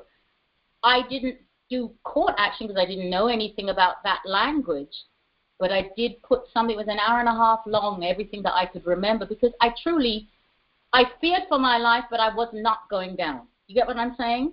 I do. I put it out there because I said, if they should succeed in snuffing out my light, like no, Empress, let me stop you right there with that spell. They will not ever do that. Let me make a suggestion too. Yeah. To put the Constitution on the public record stating where you are. You're at Jamaica, ancient Jamaica, and so are they. That way they can't. Because, see, when you state where they really are and where you really are, there is no foreign king at ancient Morocco. We used to cut people's heads off for trying to be us on our land. You know, growing up, my siblings would always say that I was the one. They would always say I was the queen, and I would always be saying, "Up with his head, up with their head." Seriously. It was in your blood already, Empress. That's the truth, really and truly. I believe that. That joke. I mean, honestly. I believe that. That makes complete sense to me. You know, Islam, may I interject? Yes, I'll yield now. Thank you. I'm going to definitely do that. Yes. Shasha, I wanted you to hear this. Yes. So when we were seeing people dying for standing, we were standing wrong. And that's why. So when we are in our proper person, we are in alignment now. So there's not going to be none of that. So don't so remember, that's not where you're at right now. If you were standing as a panther or something like that, they were standing, it was honorable, but it was wrong. They're not panthers. They were Moors. They were Moors. So that's why they got shut down. You won't be shut down because you're in your proper person. You were standing righteous. I am, and this was March 9th. It happened on February 25th, and I was still standing, but I was a little shaky, but I still clarified it and said they're not going to take me, but I put it out there because I knew my family would dig up to find out what went on, because my consort's family sold out for fear. I mean, everybody turned on me. Everybody. I sang at his mother's wedding. They turned on me. She told me I was a witch and killed her son. She went on the radio. I mean, before I even left the hospital, it was all over the radio that he was deceased.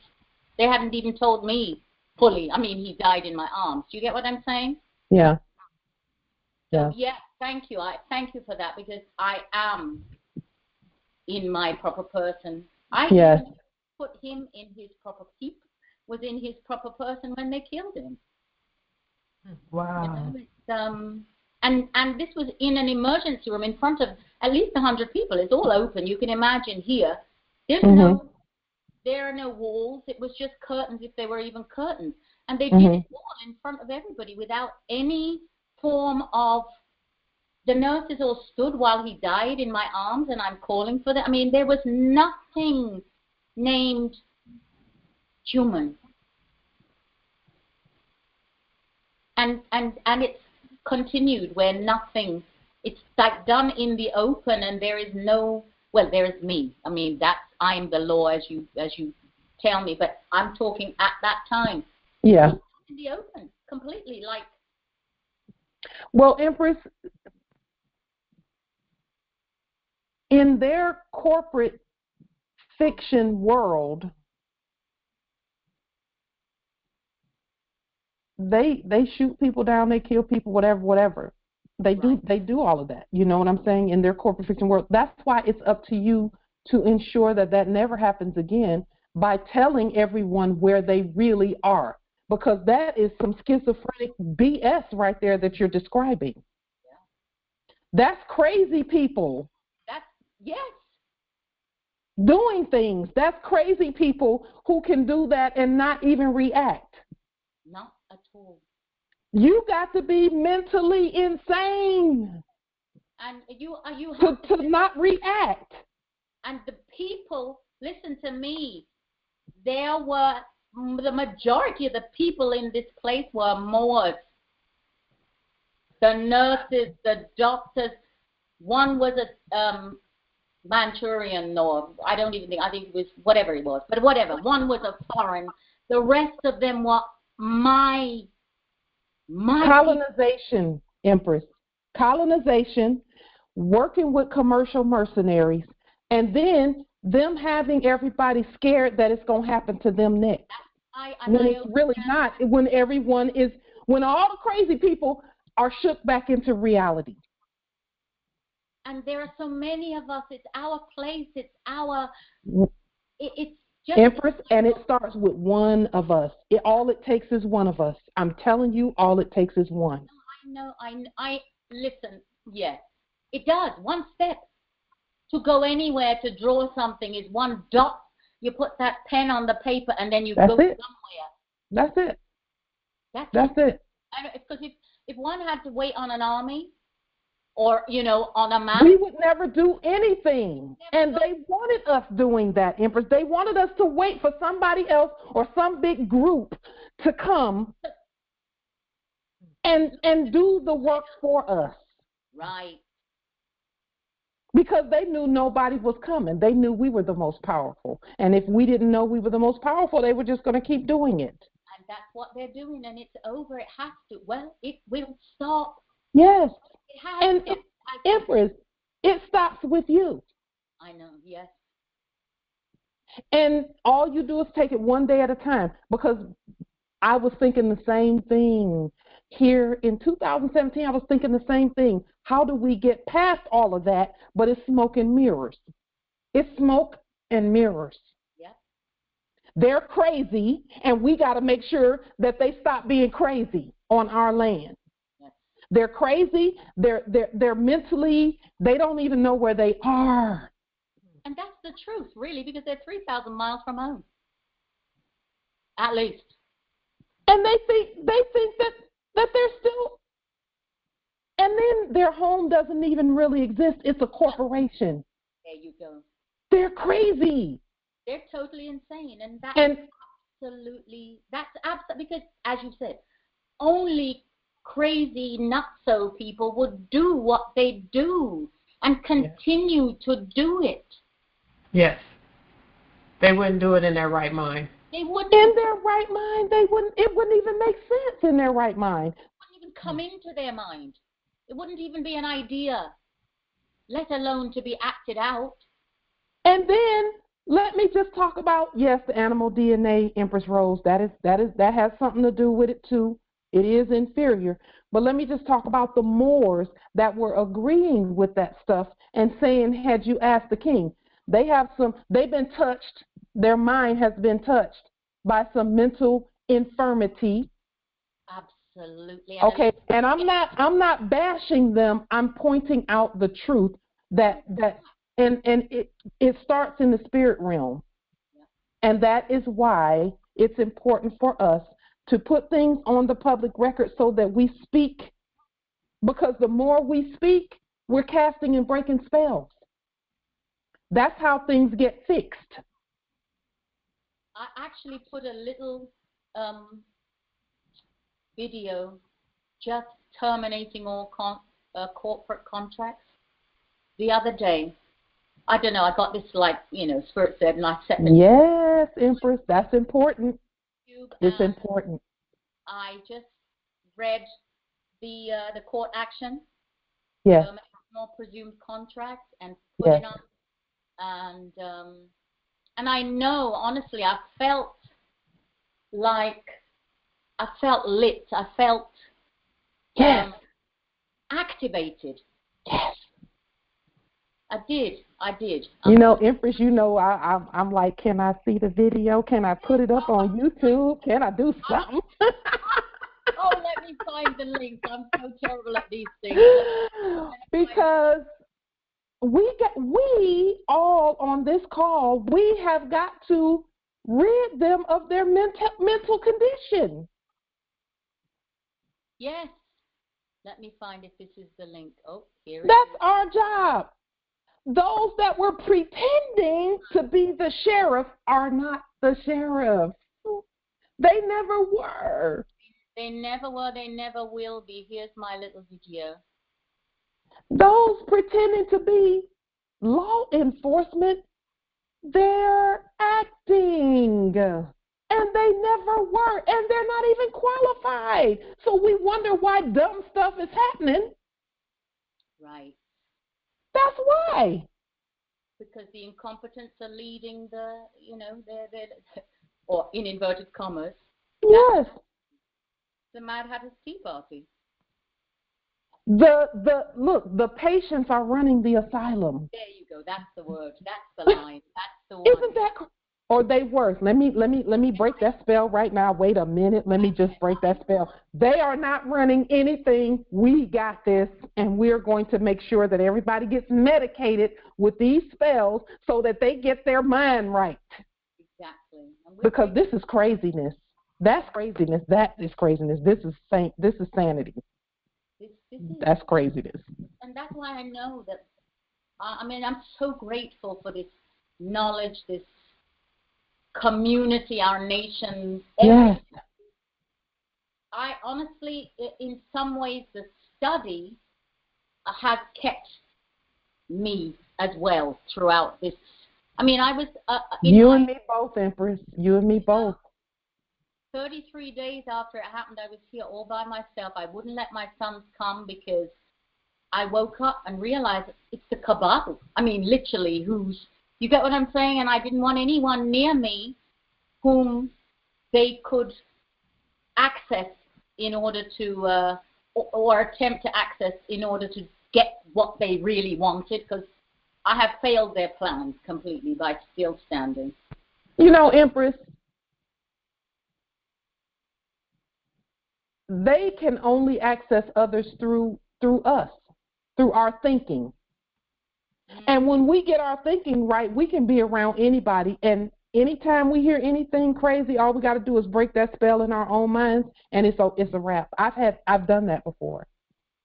Yeah.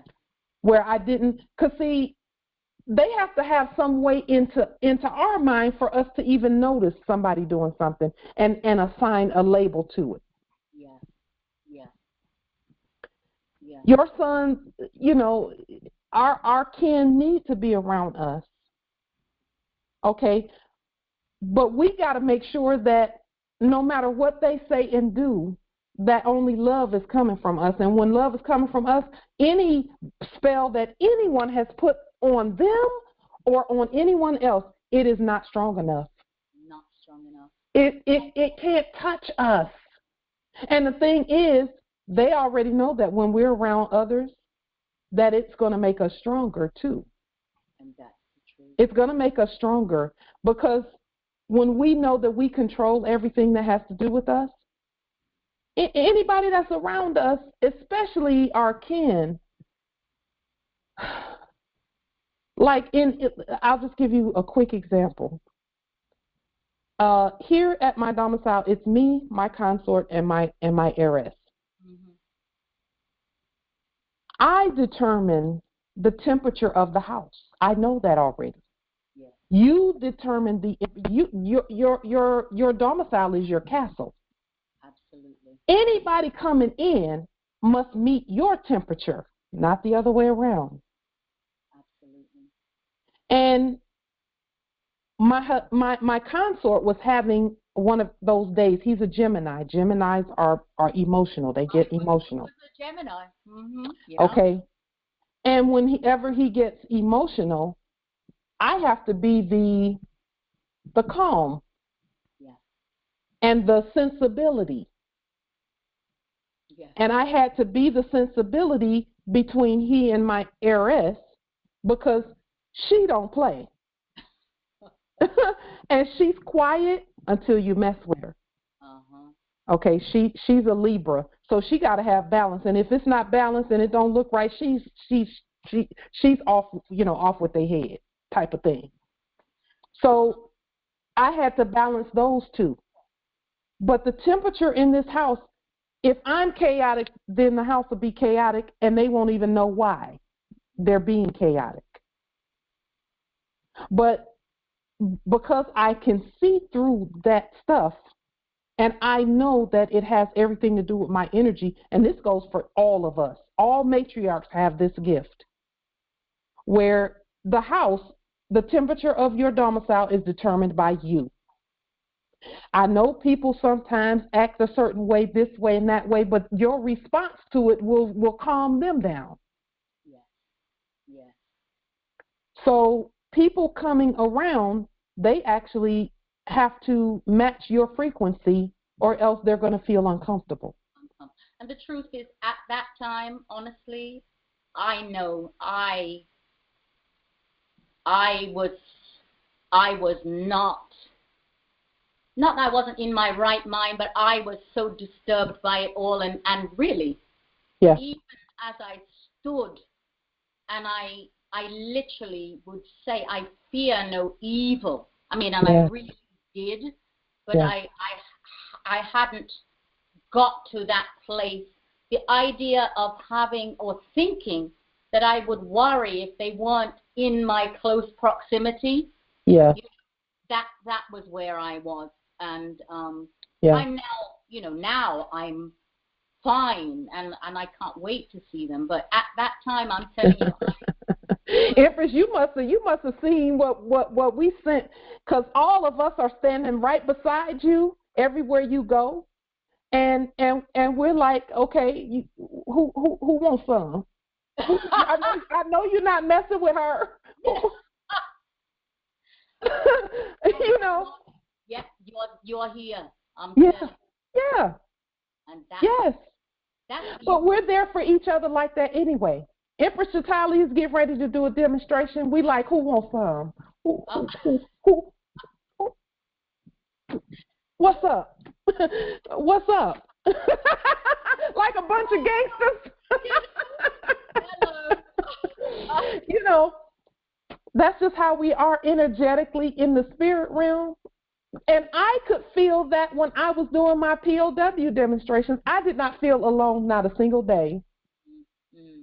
And then one of the foreign modern Europeans had the audacity to tell me that the Moors were calling so much. So what was I going to do? Was I going to go to court or not? That's what she was standing there saying. And you already know she got a court action and went on about her business. Because I'm like, what in the world she tell me that for? That the Moors are ringing the phone off the hook here. I mean, she wanted you to squelch the power. I mean, hello. All those Moors right in there with me? Are you kidding? There you go. There's the insanity. That's exactly all I'm thinking is, okay, she needs some psychiatric medication or something. Because as a matter of fact, I am going to court. All rise and stand. In fact, you're at court right now. Right. Thank you. That's not cute. Yes. Yeah. Listen, they can't do nothing with us. They can't do nothing, no matter where we are. And any Moors that's hearing this, whenever you're going somewhere, you might as well just know that all of us are right there. I can see everybody and feel everybody's eyes and spirits and all of that, with me when I go places. They can't do nothing with that. Yeah, absolutely. Can't touch it. No. They can't even go in that world. They can't even get in that space. They haven't that capability. Well, now they're all starting to look really schizophrenic. I mean, it's getting worse and worse. I'm starting to think when I hear them talking, like the ones that come into the meeting, I'm thinking to myself, okay, I know you need a psychiatrist really badly right now because of the stuff you're asking. How are you going to ask about a building that's already ours? It's been ours since time immemorial. What are you talking about? You need to see a doctor. They're really coming. They're actually really looking for help. They just don't know how to ask. You know what? And schizophrenia is not the way to ask either. Okay, take some medicine or something, and then sit down somewhere and maybe write it out so that it will make sense. All I'm thinking is, okay, we're surrounded by a bunch of crazy folk, but we're going to have to straighten this out because this is all our fault. We should, we let this happen. Is it not? It's the truth. Islam. But we're doing it. They hear every day. Empress. How are they not learning? How are they? Incompetence. Incompetence and schizophrenia. Same thing. Personality. I mean, they're everything. Yeah. But you know what? And that's why I can't be mad at him because I'm like, you crazy. It's all right. I get it. You crazy. You can actually, allow them because they're being who they are. I mean, they really are. And you just sometimes I want to say, please take that sheriff uniform off, or please take that, because you are crazy. You're really crazy, and you're playing dress up on our land. Don't do that. Just go. Don't do. In fact, I got it. Don't worry. I'll go ahead and be myself, so you don't have to try and be me. And when we were playing crazy, they didn't stand out. Isn't that terrible?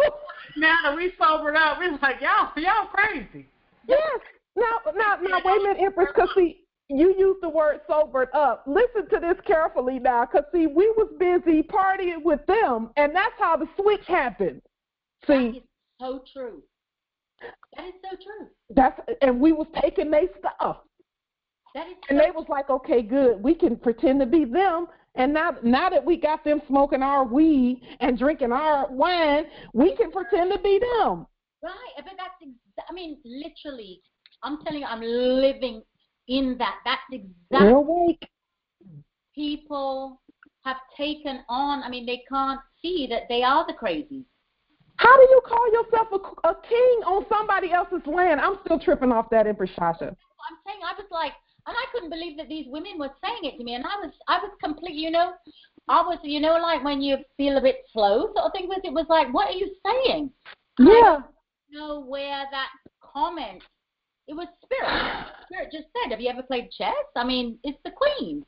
I mean, it just made no sense. Empress, it almost sounds like you were trying to remind them of who you are, and they just still didn't remember.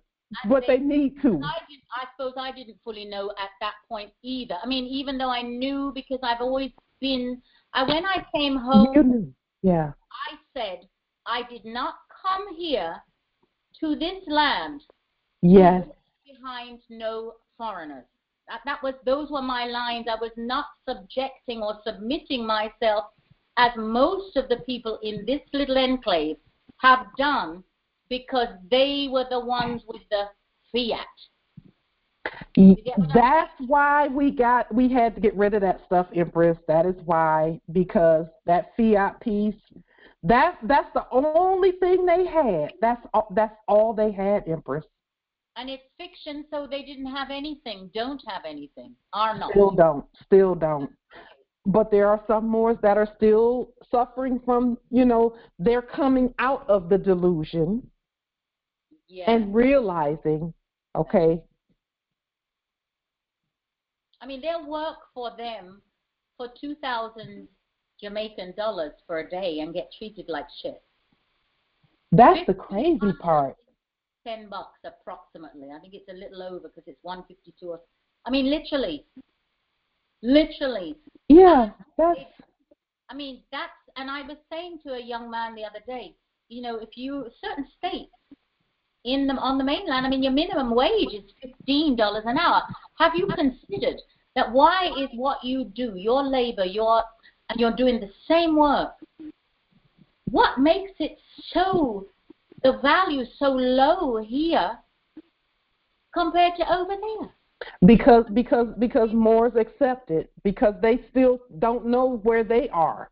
They have to know where they are to know that that's not even acceptable. That those are servant wages and they're not servants. And they're not even servant wages. I mean, you might as well be slaving. Well, you are. I mean, yeah, that's what it is. Using somebody else's person. So anyway, I don't. The call is going on a little bit, and we could go another 2 or 3 hours on that whole schizophrenia crazy piece, but we're not gonna do that. Go ahead, Nobility.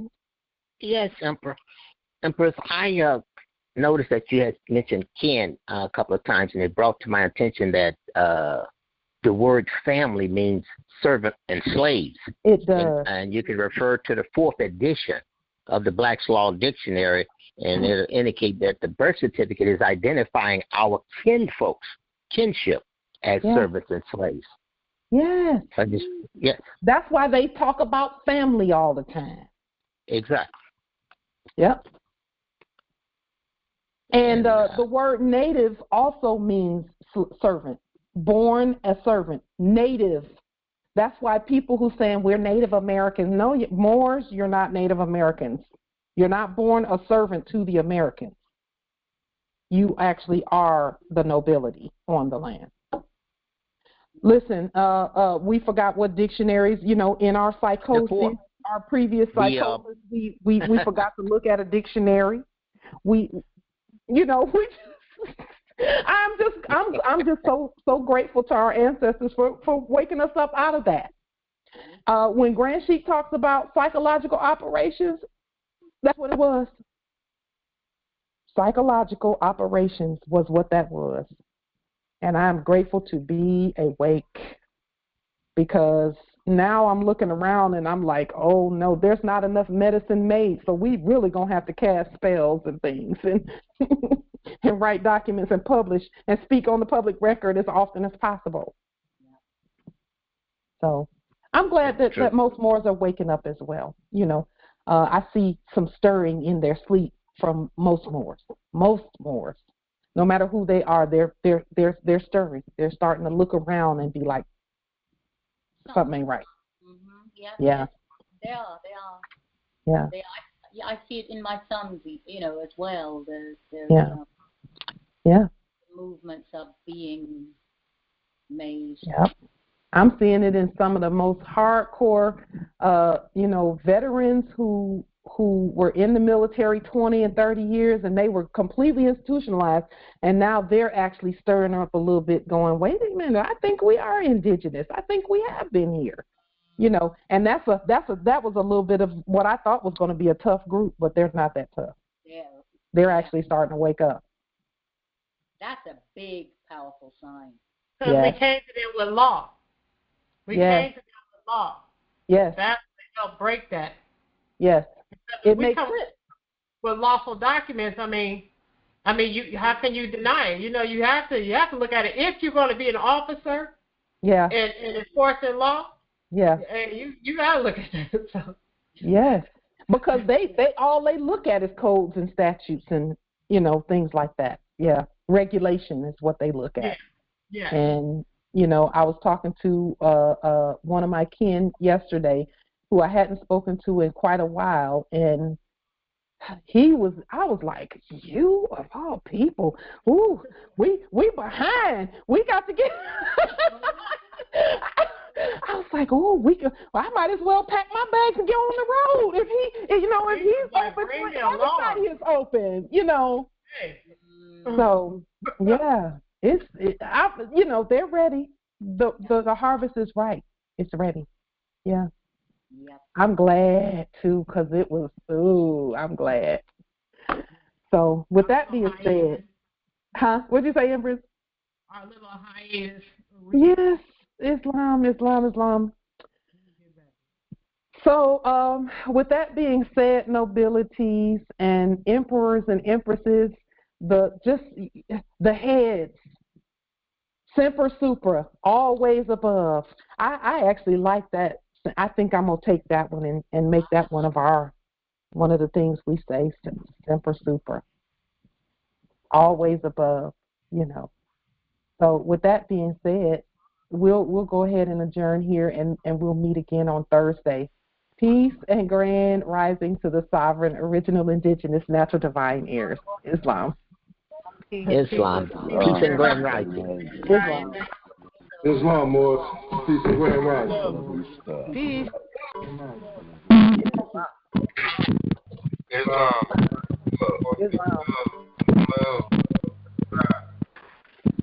Islam.